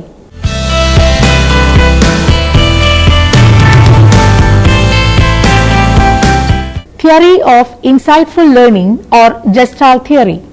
The views propagated by behaviorists in the form of an association between stimuli and responses for understanding learning faced great difficulty in explaining learning processes or behavior involving higher cognitive abilities. The chance success through trial and error or association through connectionism and conditioning may account for simple acquisition of knowledge, skills, interests, habits and other personality characteristics, but is not sufficient to account for problem solving, creativity and acquisition of other similar cognitive behavior including insight, that is, learning that appears to come suddenly. Dissatisfied with the approach of behaviorists, the cognitive psychologists try to see learning as a more deliberate and conscious effort of the individual rather than a product of mere habit formation or a stimulus response machine-like mechanism. According to them, in a learning process, the learner does not merely receive or make responses to the stimuli, but definitely processes, that is, interacts with and does something about what he receives, and his response is determined by that processing. Thinking along these lines, a group of German psychologists called Gestaltists, and particularly Wolfgang Kohler, originated a learning theory named insightful learning. Gestalt is a German noun for which there is no English equivalent, so the term was carried over into English psychological literature. The nearest English translation of Gestalt is configuration, or more simply an organized whole in contrast to a collection of parts. Gestalt psychologists consider the process of learning to be a gestalt, an organized whole. The basic idea of the theory is that a thing cannot be understood by the study of its constituent parts, but only by the study of it as a totality or whole. In fact, the focus of Gestalt theory has been the idea of grouping, that is, characteristics of stimuli cause us to structure or interpret a visual field or problem in a certain way. The primary factors that determine grouping are proximity. Elements tend to be grouped together according to their nearness. Similarity. Items similar in some respect tend to be grouped together. Closure. Items are grouped together if they tend to complete some entity. And simplicity. Items tend to be organized into simple figures according to symmetry, regularity and smoothness. These factors, also called the laws of organization, have been explained in the context of perception and problem solving by Gestalt psychologists. In practical terms, Gestalt psychology is primarily concerned with the nature of perception. According to it, an individual perceives a thing as a whole, while the behaviorist and stimulus response theorists define perception so as to make it analogous with the taking of a photograph.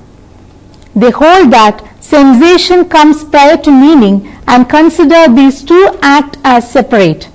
But the Gestalt psychologists do not separate sensation of an object from its meaning. They are of the opinion that unless a person sees some meaning in an object, he will pay little or no attention to it. What is more, to the Gestalt psychologists, the meaning of sensation or perception is always related to the total situation. According to them, perception always involves a problem of organization. A thing is perceived as a relationship within a field which includes the thing, the viewer, and a complex background incorporating the viewer's purposes and previous experience. Gestalt psychologists try to interpret learning as a purposive, exploratory, and creative enterprise instead of trial and error or a simple stimulus response mechanism. A learner, while learning, always perceives a situation as a whole, and after seeing and evaluating the different relationships, takes the proper decision intelligently. He always responds to the proper relationships rather than to specific stimuli. Gestalt psychology uses the term insight to describe the perception of the whole situation by the learner and his intelligence in responding to the proper relationships. Kohler in 1925 used the term insight first of all to describe the learning of his apes. During the period 1913 to 1917, he conducted experiments on chimpanzees in the Canary Islands and embodied his findings in his book. These experiments demonstrated learning by insight.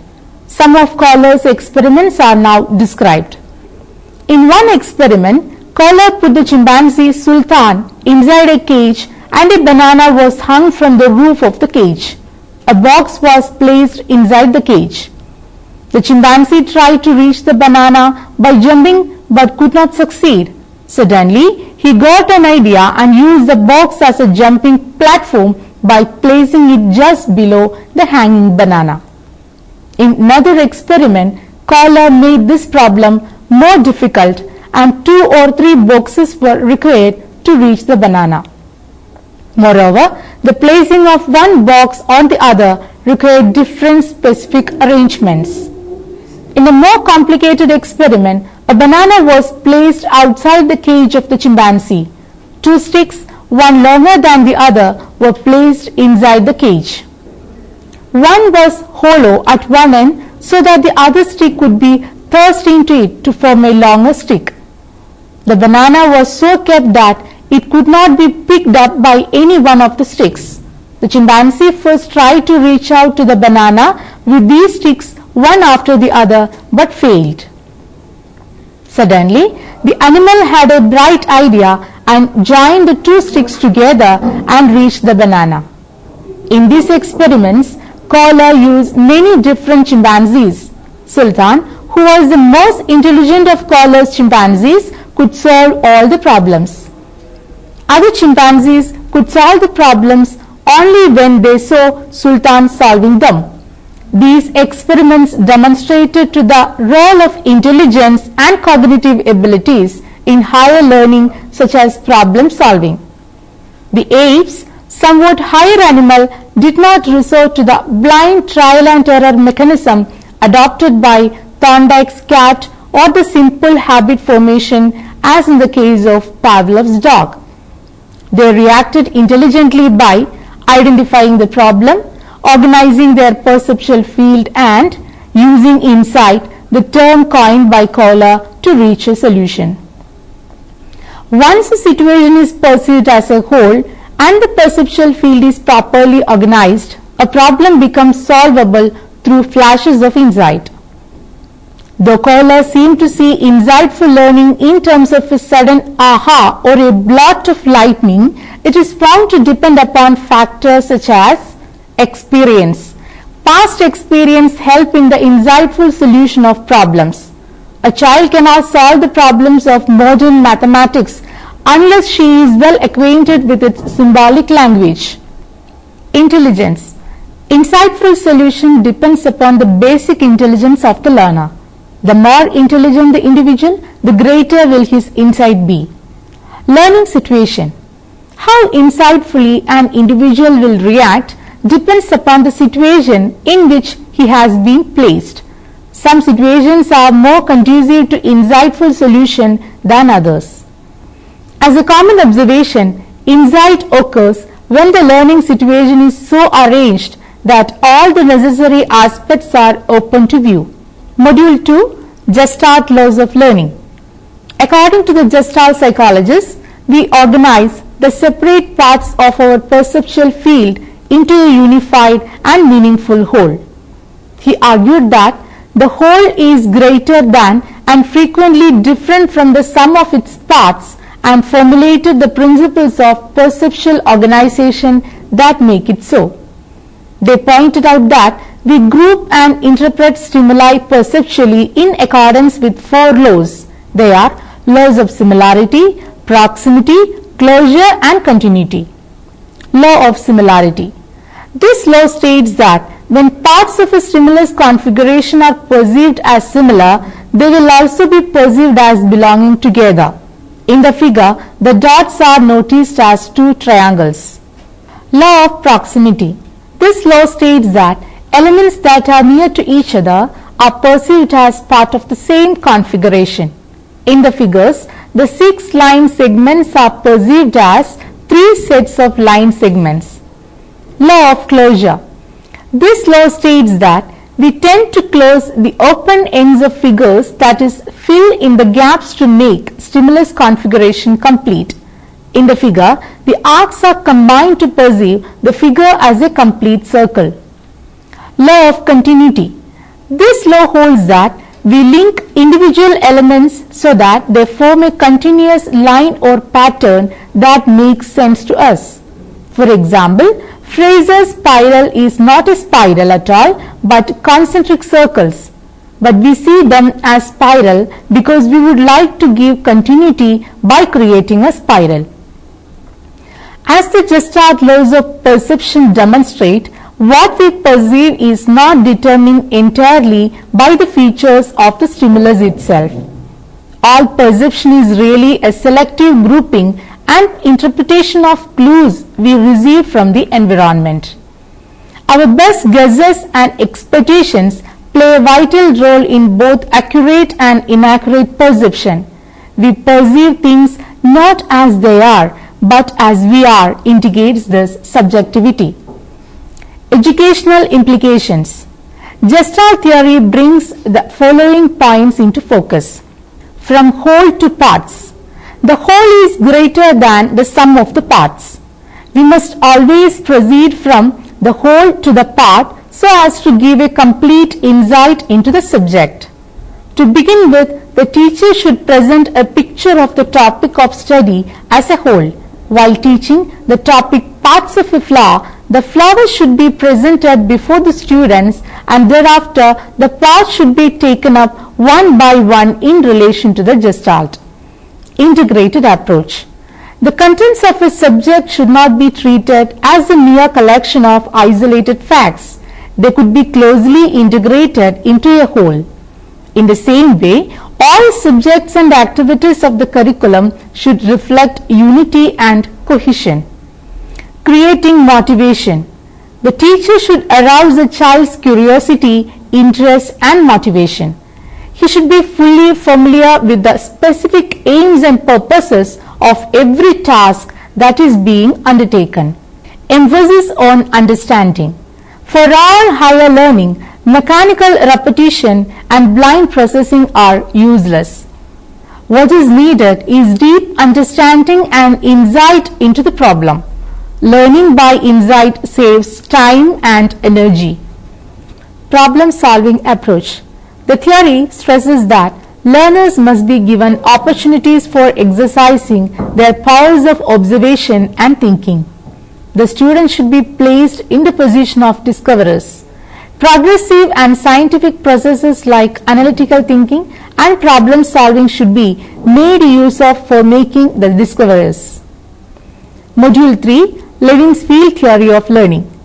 Kurt Lewin, a German psychologist in USA, put forward a theory and named Levin's Field Theory in the year 1917. It was based on his doctoral dissertation. Kurt Lewin took the spirit of Gestalt theory and added to it some new concepts and coined a new terminology. Perception is a key issue in Levin's theory of learning. According to Lewin, learning is a relativist process by which a learner develops a new insight or changes the old views through the structuring or restructuring of one's life space. In addition to the field theory, his system of description is also known as topological psychology or vector psychology. Kurt Lewin, unlike Pavlov, Skinner and Gestaltian psychologists, conducted experiments on the study of behavior of children. Lewin emphasized the study of behavior as a function of the total physical and social situation. Lewin describes his viewpoint in the following formula: B is equal to F into PE. Here B represents behavior, F is a function, P is a person and E is a total environmental situation. Basic terms used in Kurt Lewin's field theory. 1. Topology. It is a branch of mathematics which deals with the relative position of geometrical figures in a space. He used the topological concepts for representing the structure of life space in such a way to define the range of possible perceptions and actions. Life space or field. It is the psychological representative of the individual's environment. It includes the person's drives, motives, beliefs, thoughts, feelings, physical environment, etc. The life space of two persons in an identical situation may be entirely different. Life space is where one lives psychologically. 2. Vector. The term vector was borrowed by Lewin from physics and used for representing a force capable of influencing movements toward or away from a goal. These are the psychological forces in life space. Vectorial concepts describe the dynamics of a situation, what's happening and what's likely to happen. The structure of his life space is through differentiation, generalization and restructurization of its respective regions or aspects. Cognitive or perceptual differentiation. It is a process within which regions are subdivided into smaller regions. In differentiation, relatively vague and unstructured regions of a life space become cognitively structured and more specific. Differentiation proceeds at different rates at different times during crisis periods such as adolescence. Its speed rapidly fluctuates. Cognitive generalization. It is a process whereby one formulates a generalized idea or concept through discerning some common characteristics of a number of individual cases and identifies the cases as a class of ideas or objects. A person identifies similarities among aspects of himself or his environment that had previously seemed quite different. When a child learns that cats, dogs, horses and birds are animals, he or she is generalizing. Then through a combination of differentiation and generalization, he or she may divide the physical world into vegetables, animals and mineral classes. Cognitive restructurization. A person not only differentiates and generalizes his life space into new regions, but simultaneously restructures his life space. He or she changes the meaning of respective regions in relationship to himself and to one another. With the process of restructurization, one defines or redefines directions in one's life space. One learns what actions will lead to what results. Person or individual. It represents all that is essential for him to behave as a complete individual in a given situation. It represents his psychological self expressed as I, my, mine, me, etc. A person is composed of a motor perceptual stratum or region and inner perceptual stratum or region. Motor perceptual stratum. It represents the abilities of an individual. The motor perceptual stratum has a position of a boundary zone between the inner personal region. And the psychological environment represents the cognitive or knowing and the manipulative abilities of a person. The practice of cognitive abilities entails a person using his senses to know about things. Manipulative abilities involve the use of muscles and glands to do things. In a sense, motor perceptual stratum is a tool of inner personal stratum. Inner personal stratum. It represents a person's need, which is the innermost part of a psychological person.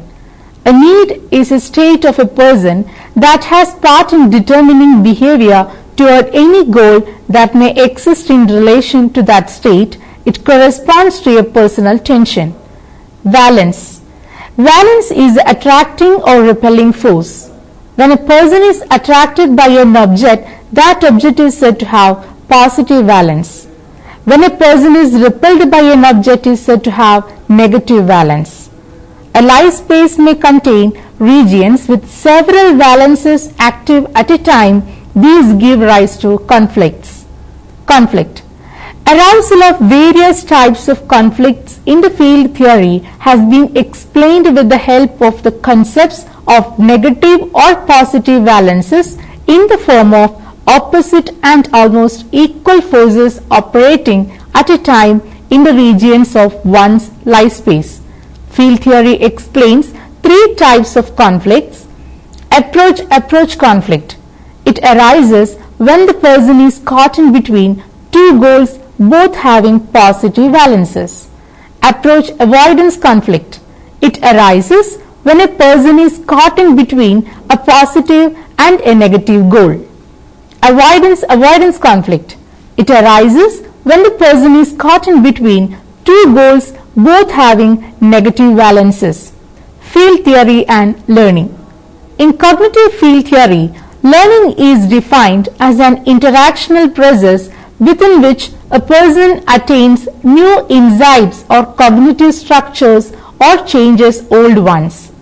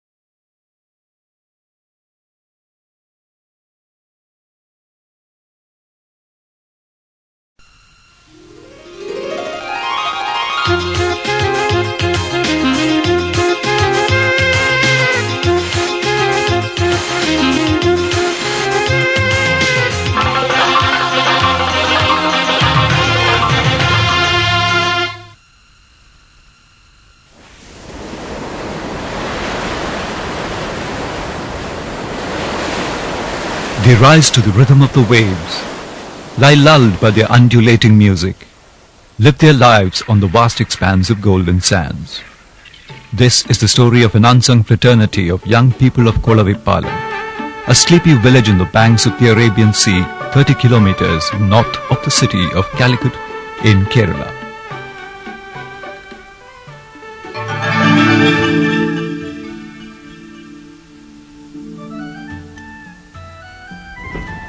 They pursue different vocations.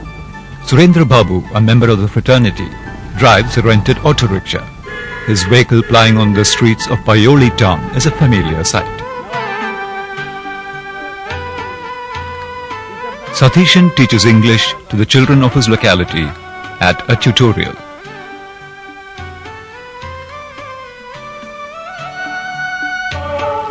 Dinesh Babu has earned a name for himself as a consummate electrician in the Kolavipalam neighborhood.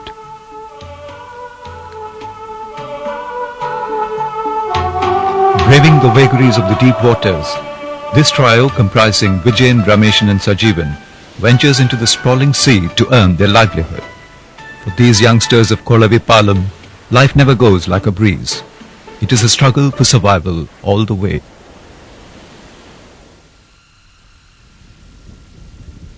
But that doesn't daunt them from coming together to pursue a unique passion, bereft of personal benefits.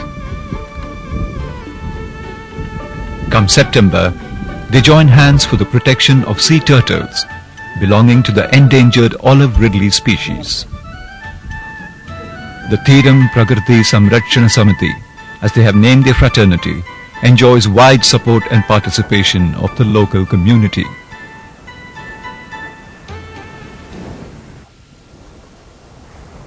The 3-kilometer long beach of Kolavipalam is close to the estuary of the Iringil River, an ecological niche.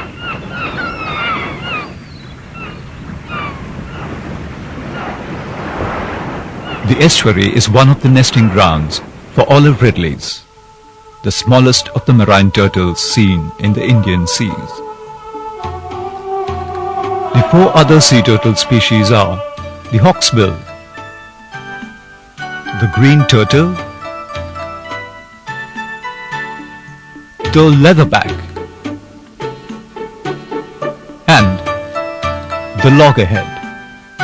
Barring loggerhead, all the species are known to nest in India. The olive ridley is the most common variety of marine turtles found on the mainland coasts of India. During the breeding season, extending from September to March, males and females migrate from their feeding zone to the breeding zone, which may be thousands of kilometers apart. Mating occurs in the offshore waters of the breeding ground, and the females then come ashore to nest. The largest nesting grounds in India are along the east coast. Orissa coast in particular witnesses mass nesting by thousands of turtles. These dome-shelled mother turtles quietly crawl ashore during night to deliver their precious burden of eggs. They use their broad flippers to dig flask-shaped nests about 1.5 feet deep.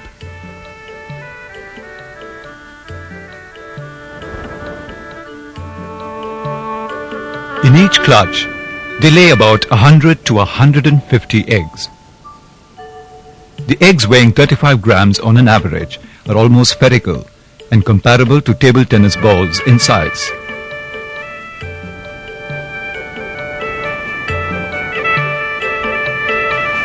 They take utmost care to protect the eggs from predators. For that, they cover the pit with sand using their broad flippers.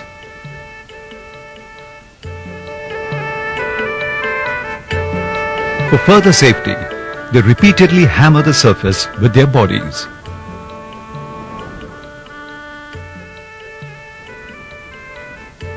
Before sunrise, they trudge back to the sea, hoping that their eggs would be secure in the womb of Mother Earth.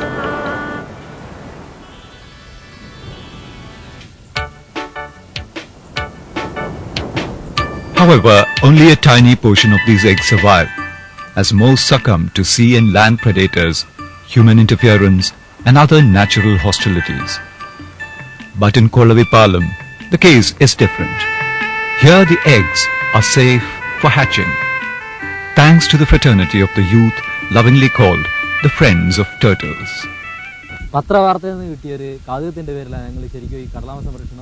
The turtle preservation program began out of sheer curiosity aroused by a news report. Later on, it was realized that the sea turtle is a vital link in the marine ecosystem. This knowledge provided further impetus for preservation activities.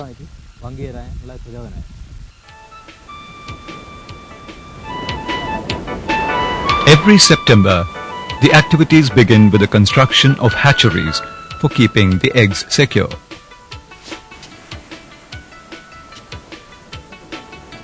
The Kerala State Forest Department provides raw materials for construction purposes. At different locations on the beach, hatcheries are erected along with thatched roof shelters for keeping vigil. Over the years, the preservation program has evolved into a mass movement, enlisting active participation from different sections of the society.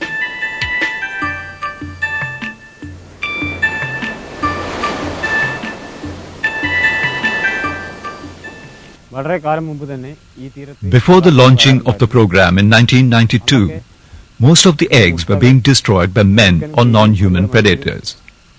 What brought us together for the protection activities is the knowledge that the olive ridley turtle is an endangered species facing extinction.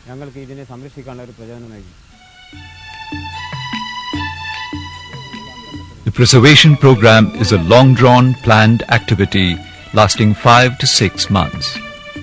Every night, they assemble near the hatchery and break up into groups for scouting the shore.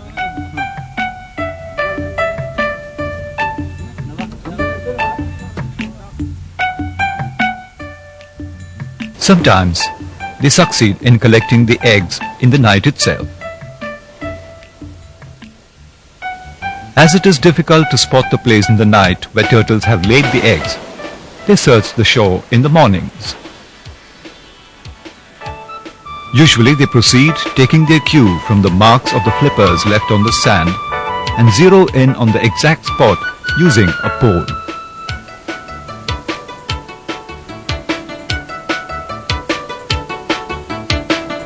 The unearthing of the eggs requires utmost caution, as the slightest fumbling could break the eggs.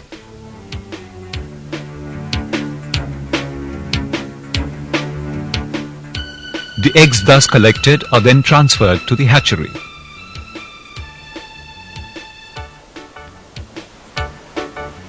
Artificial nests, identical in all aspects to the original ones, are dug out for keeping eggs. Besides providing ideal conditions for incubation, the hatchery with its strong bamboo fencing protects the eggs from predators like stray dogs, jackals and mongooses. Each batch of eggs is kept in separate nests marked with corresponding date.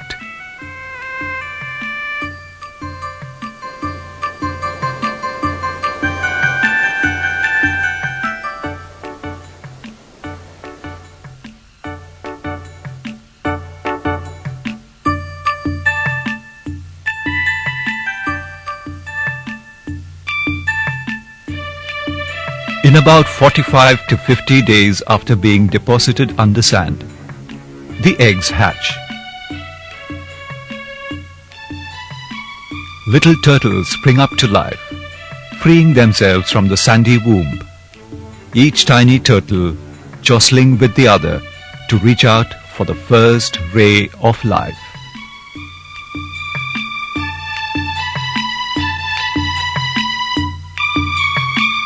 Attending to the silent birth pangs of these little ones, these youngsters stay awake throughout the night. The average carapace length of this tiny turtle is only 46 millimeters, while a fully grown olive ridley attains an average length of 70 centimeters to 1 meter. Unveiling the surrounding darkness, they swim frantically out towards the sea, maybe out of a natural instinct. If hatching occurs during daytime, the hatchlings are kept until evening and then released into the sea. Once they attain maturity, they are believed to return to the same breeding zone for nesting.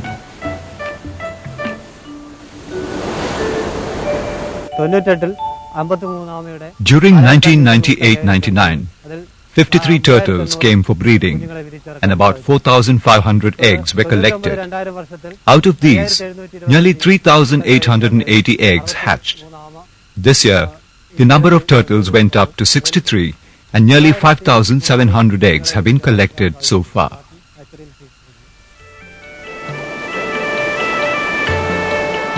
After a few years, this shore could receive hundreds of mother turtles into its lap for maternity.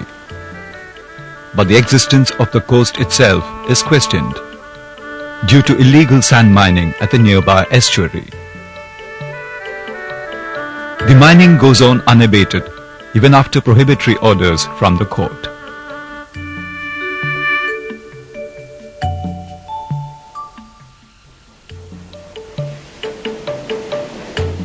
The sea turtle's existence is further endangered by excessive trawling along the coast.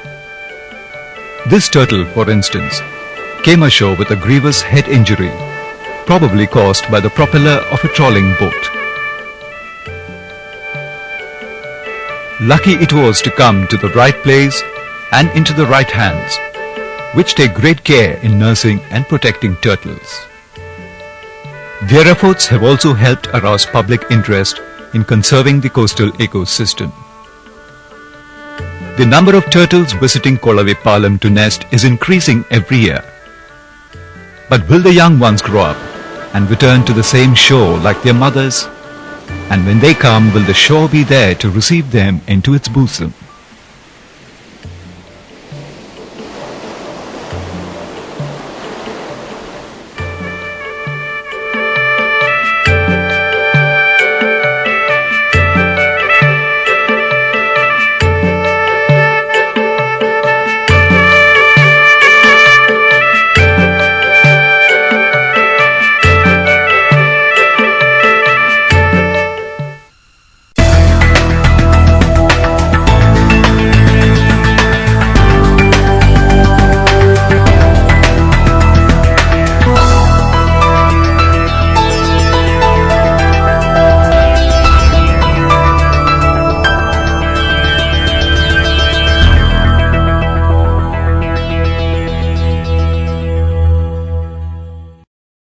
Welcome to the new session on information literacy and libraries.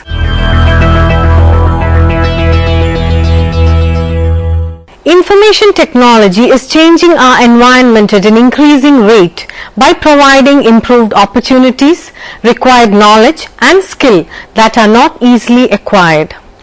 Once we acquire such knowledge and skill, to keep them up to date is even more difficult. Information literacy is increasingly important in the environment of rapid technological change and proliferating information resources. Too much information can create barriers in our lives. Information literacy is a set of skills needed to find, to retrieve, analyze and use information. It provides skills to know when we need information and where to locate it effectively and efficiently. It enables the users to analyze and evaluate the information they find. The concept of information literacy was first introduced in 1974 by Paul Zakarsky. According to him, people trained in the application of information resources to their work can be called information literate. They have learned techniques and skills for utilizing the wide range of information tools as well as primary resources in molding information. Information literacy. The concepts underlying information literacy are not new.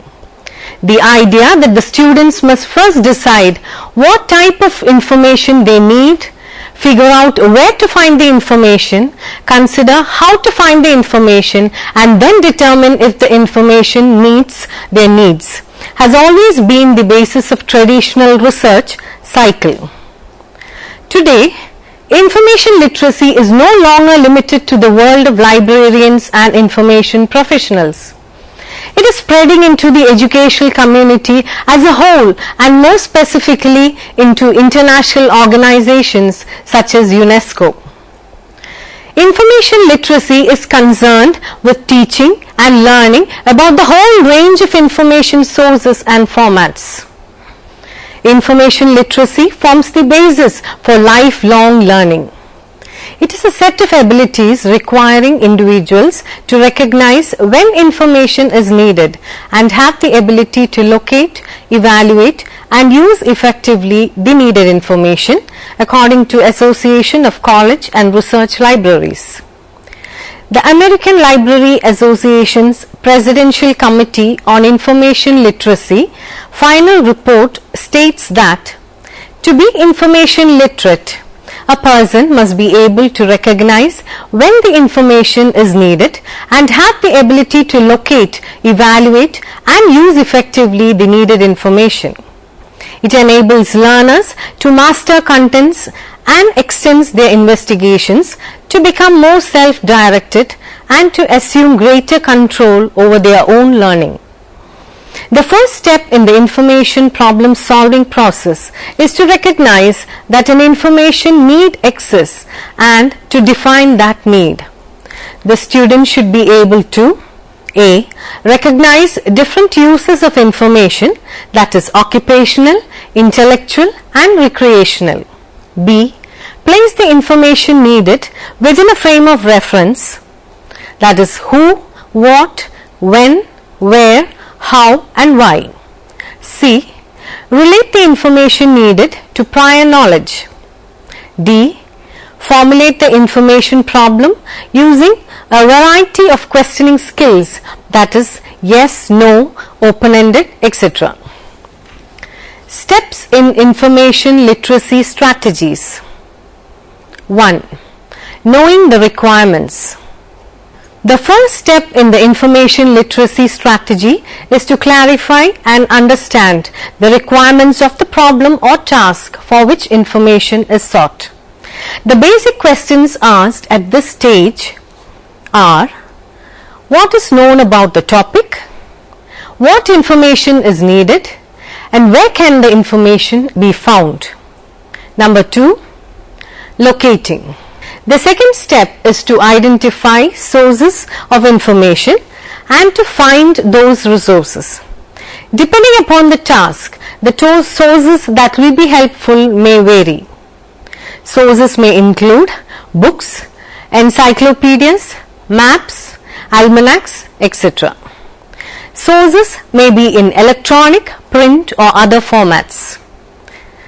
Number 3, selecting or analyzing. The step 3 involves examining the resources that were found. The information must be determined to be useful or not useful in solving the problem. The useful resources are selected and inappropriate resources are rejected. Number 4, organizing or synthesizing. It is the fourth step that information which has been selected is organized and processed so that knowledge and solutions are developed. Examples of basic steps in this stage are: discriminating between fact and opinion, basing comparisons on similar characteristics, noticing various interpretations of data, finding more information if needed, organizing ideas and information logically. Number 5, creating or presenting. In step 5, the information or solution is presented to the appropriate audience in an appropriate format. Types of information literacy. Computer literacy. Computer is a tool that facilitates and extends our abilities to learn and process information. Computer literacy is generally thought of as familiarity with a personal computer and the ability to create and manipulate documents and data via word processing, spreadsheet databases and other software tools. Network literacy. Network literacy is the ability to locate, to access and use information in a networked environment such as the World Wide Web. Digital literacy. Digital literacy is the ability to understand and use information in multiple formats from a wide range of sources when it is presented via computers. It is the awareness, attitude and ability of individuals to appropriately use digital tools and facilities to identify, access, manage, integrate, evaluate, analyze and synthesize digital resources, construct new knowledge, create media expressions and communicate with others in the context of specific life situations in order to enable constructive social action and to reflect upon this process. Visual literacy. Visual literacy is defined as the ability to understand and use images, including the ability to think, to learn, to express oneself in terms of images. Media literacy. Media literacy is the ability of a citizen to access, analyze and produce information for specific outcomes.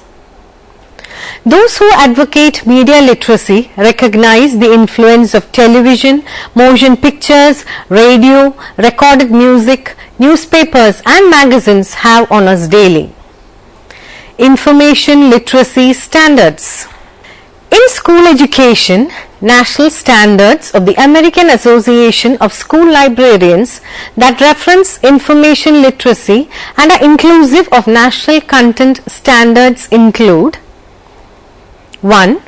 The student will access information efficiently and effectively. 2. The student will evaluate information critically and competently. 3. The student will use information accurately and creatively. Association of College and Research Libraries, a division of the American Library Association, released the Information Literacy Competency Standards for Higher Education. There are 5 standards which are directly linked to a host of performance indicators. These standards and performance indicators are often considered the best practices against which institutions of higher education can implement and assess information literacy programs. The standards are: Standard 1. The information literate student determines the nature and extent of information needed. Standard 2. The information literate student accesses needed information effectively and efficiently. Standard 3.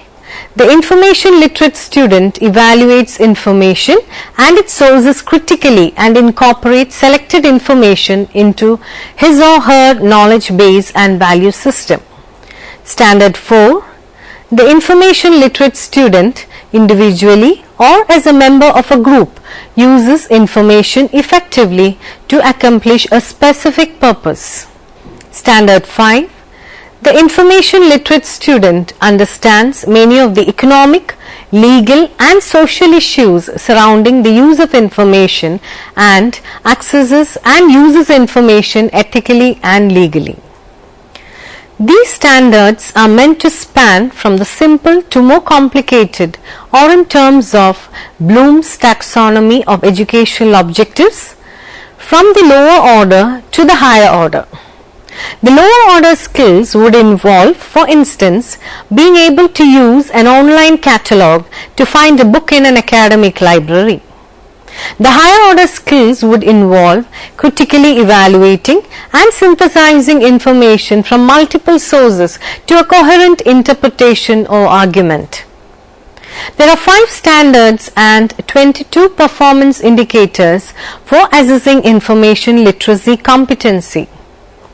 The standards focus upon the needs of the students in higher education at all levels of education.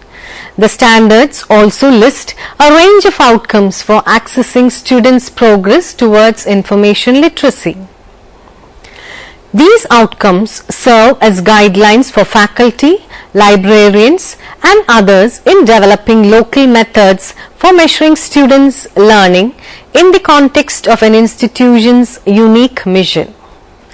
Need for information literacy study. Research and development activities in information literacy have been focused on education both in schools and in higher education. Especially in the last 20 years, library scientists have advocated the importance of information literacy and have developed standards especially for application in higher education. The focus of information literacy research has often been primarily on universities. There is evidence of engagement by teachers and academicians with the implications for pedagogy of the changing nature of information resources and information use, but equally there is a recognition that more needs to be done to transform education into a form suitable for the preparation and continuing education of peoples in the information age. This is particularly so as some policy makers have focused only on the prerequisite task of acquiring the skills to use new information communication technologies.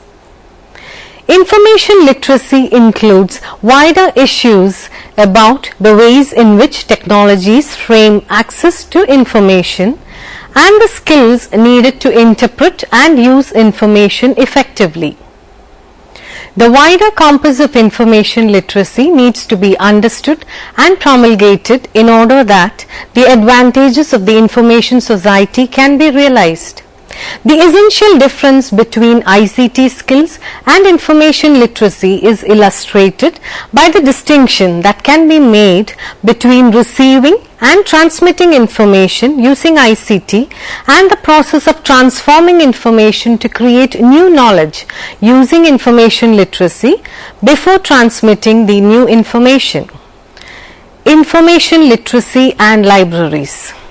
Library and information professionals aim to ensure that all persons throughout the world to avail the same opportunity and participate in the information society without any hindrance to physical, mental, regional, social or cultural barriers. Information literacy recognizes that the library professionals, educators and users need to work at their ability to be information literate over a lifetime. It encompasses the sustained ability to acquire and use information as appropriate to any situation within and beyond the library, both locally and globally. It involves an array of competencies appropriate for individuals and groups to survive and function successfully. It covers all forms in which information is communicated and carried, like visual, textual and sound, and all forms by which human beings process information, including braille, sign language and oral traditions. Library professionals and special educators should not only be adequately information literate but also must develop teaching abilities beyond that of basic user education or user instruction programs in order to include new kinds of outreach activities. Library information professionals will be able to know that a need has arisen to create a special collection. The uncertain quality and expanding quantity of information also pose large challenges for society. Sheer abundance of information and technology will not in itself create more informed citizens without a complementary understanding and capacity to use information effectively. An information literate person is seen to have the ability to recognize when he needs information and to identify, locate, evaluate, organize and make effective use of that information to resolve issues and problems. Basically, information literacy provides the foundation for lifelong learning, which is increasingly viewed as a fundamental human right. UNESCO refers to the importance of information literacy in terms of capacity building. That is, everybody should have the opportunity to acquire the skills in order to understand, participate actively in, and benefit fully from the emerging knowledge societies. The 2003 Information Literacy Meeting of Experts in Prague identified information literacy as a powerful community tool that facilitates access to information that has real impact on its health, wealth and well-being. Information literacy skills are vital to future success and therefore, information literacy skills must be taught in the context of the overall process. Instruction in information literacy skills must be integrated into the curriculum and reinforced both within and outside the educational setting. The researchers are the generators of new information. They recognize the need for information, collect the data, analyze the data, and generate new information. The researcher who is not an information literate cannot generate new information. They must know when the information is needed, how it is collected and from where it is collected and how it is processed and utilized. So, study of information literacy is very important for the library and information professionals, not only to provide better collection and best services for their clientele, but also to make the users information literate. Increasing attention to information literacy in recent years is partly due to the result of information overload, especially related to the growth of digital information, which has even caused a new ailment called information fatigue syndrome, and partly because of the new focus on student learning in a lifelong learning context. It has also created a need for a reconceptualization of the roles and responsibilities of library and information professionals in a new learning environment. Although there has always been a need to find, evaluate and effectively use information, the abilities needed to do so have just grown larger, more complex and more important in the information and communication technology environment. There is also a shift towards broader context to connect information literacy with an active, effective and responsible citizenship supporting personal empowerment and an enriched life through lifelong learning. And it is an important factor in the corporate sector. In this context, several reports have emphasized the importance of finding, evaluating and using information, although the term information literacy is not used. For example, the Organization for Economic Cooperation and Development, representing 22 European and 7 other countries, has highlighted the role of information related competencies in several reports. The report, The Knowledge-Based Economy, discussing the increasing demand for more highly skilled workers, includes the following observation. The knowledge-based economy is characterized by the need for continuous learning of both codified information and the competencies to use this information. As access to information becomes easier and less expensive, the skills and competencies relating to the selection and efficient use of information become more crucial. Capabilities for selecting relevant information and discarding irrelevant items, recognizing patterns in information, interpreting and decoding information, as well as learning new and forgetting old skills are in increasing demand. Another report, Learning to Bridge the Digital Divide, put it this way: the skills of finding and interpreting information are seen to be more important than the skills of retention and recording, and the ability to seek and exchange information using databases and networks is not simply dependent on access to technology, but requires possession of the necessary technical skills. In addition, it calls for basic competence in being able to choose, classify, and critically evaluate the information that becomes accessible. The report also expressed concern that many students lack experience in information handling and in effective independent learning, and encourages schools to develop the learning environment in ways that give students a more active role that support the ability to find information and transform it into knowledge, and provide skills how to find interesting, relevant and reliable information and how to work with it. The OECD's Educational Policy Analysis 2001 states, the knowledge economy is based on the production and use of information and knowledge. The ability to produce and use information effectively is thus a vital source of skills for many individuals. And again, the report Learning to Change, ICT in Schools notes, in a world with easy access to huge source of information, the skills of accessing, handling and using data and materials become more important than the ability to recall in detail ever greater amounts across many fields of knowledge. However, information handling skills are seen in this report as a part of digital literacy.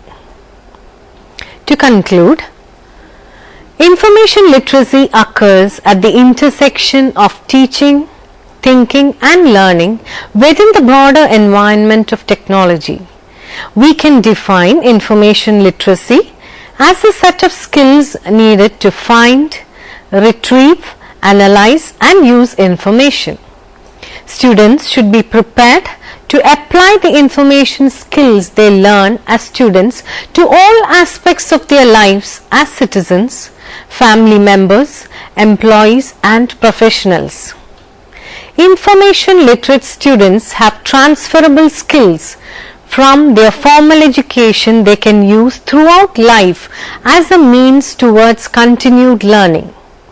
The various efforts on behalf of information literacy represent an extraordinary convergence of several forces concerned with educating accrediting agencies, state legislatures, employers and university administrators, faculty and librarians. In addition, it reflects some of the most progressive thinking on pedagogy. It takes into account the changes brought both in the academy and in the society of which it is a part by the rapid development in computer technologies. But despite all of these forward-looking elements, information literacy also looks back. It is founded upon some of the oldest goals of education to inculcate a spirit of critique and independence of mind. It is becoming a more important part of school education. It is also a vital part of university level education. In our information-centric world, students must develop information skills at an early stage of education so that they are prepared for post-secondary opportunities, whether that be the workplace or in the pursuit of education. Here are some assignments to work on. 1. Define the concept information literacy. 2. Explain the elements of information literacy. Explain the standards of information literacy. Here are some references for future use. Information literacy, a literature review. retrieved from www.learnhigher.mmu.ac.uk by Zakowski Paul. Information Literacy Competency Standards for Higher Education, retrieved from www.acrl.org by Association of College and Research Libraries. Information Literacy, retrieved from www.ala.org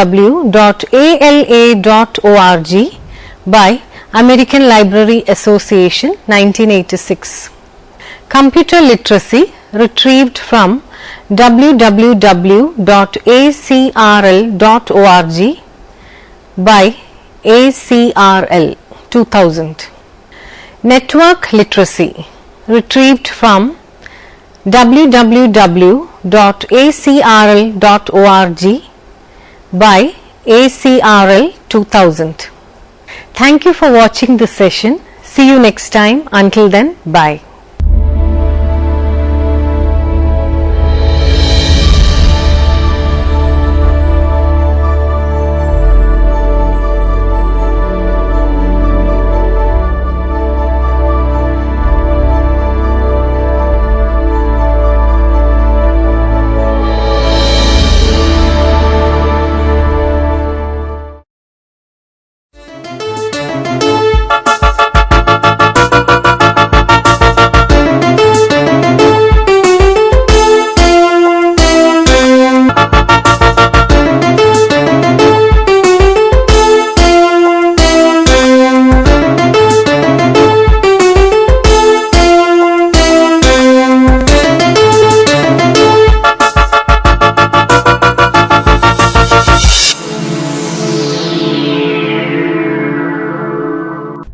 Welcome to Interface.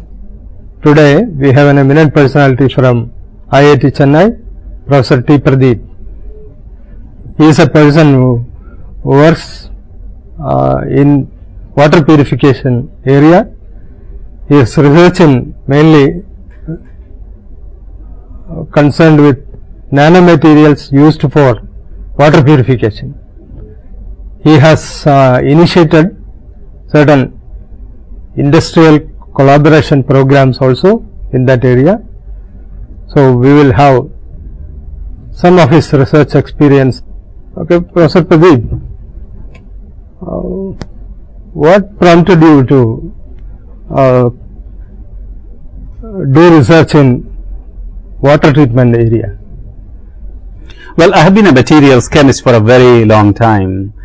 Materials meaning these days it is mostly on nanomaterials. So for a long time we have been investigating properties of matter at that length scale. Then obviously the question was, what is it good for?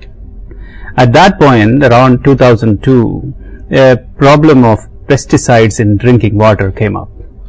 So we asked the question, what nanomaterials can do for pesticide removal from drinking water.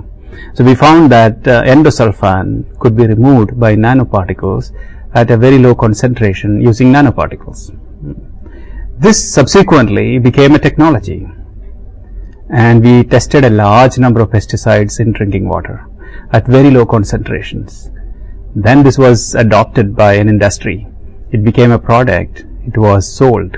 We got, we've been getting royalties. So the question then was, is it only for pesticides?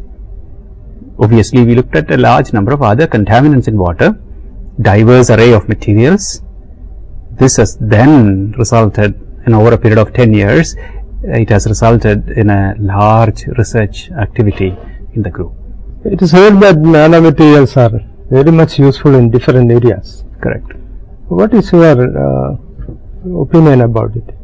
Well, nanomaterials and nanotechnology can find applications in almost each and every activity. Every activity of human life has some amount of nanotech in it.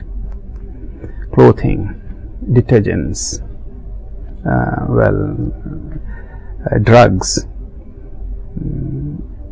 Going from materials to drugs to memory, to computers, to whatever, the world is full of nano. But in a country like ours, when I was asking this question long ago, where will nanotech make a greater impact in our country? That, in my opinion, turned out to be water, and so I focused on that. And you would see exciting opportunities in sensors, exciting opportunities in agriculture, in healthcare, in consumer products, in food, in packaging, environment, air. So I would say that opportunities are plenty.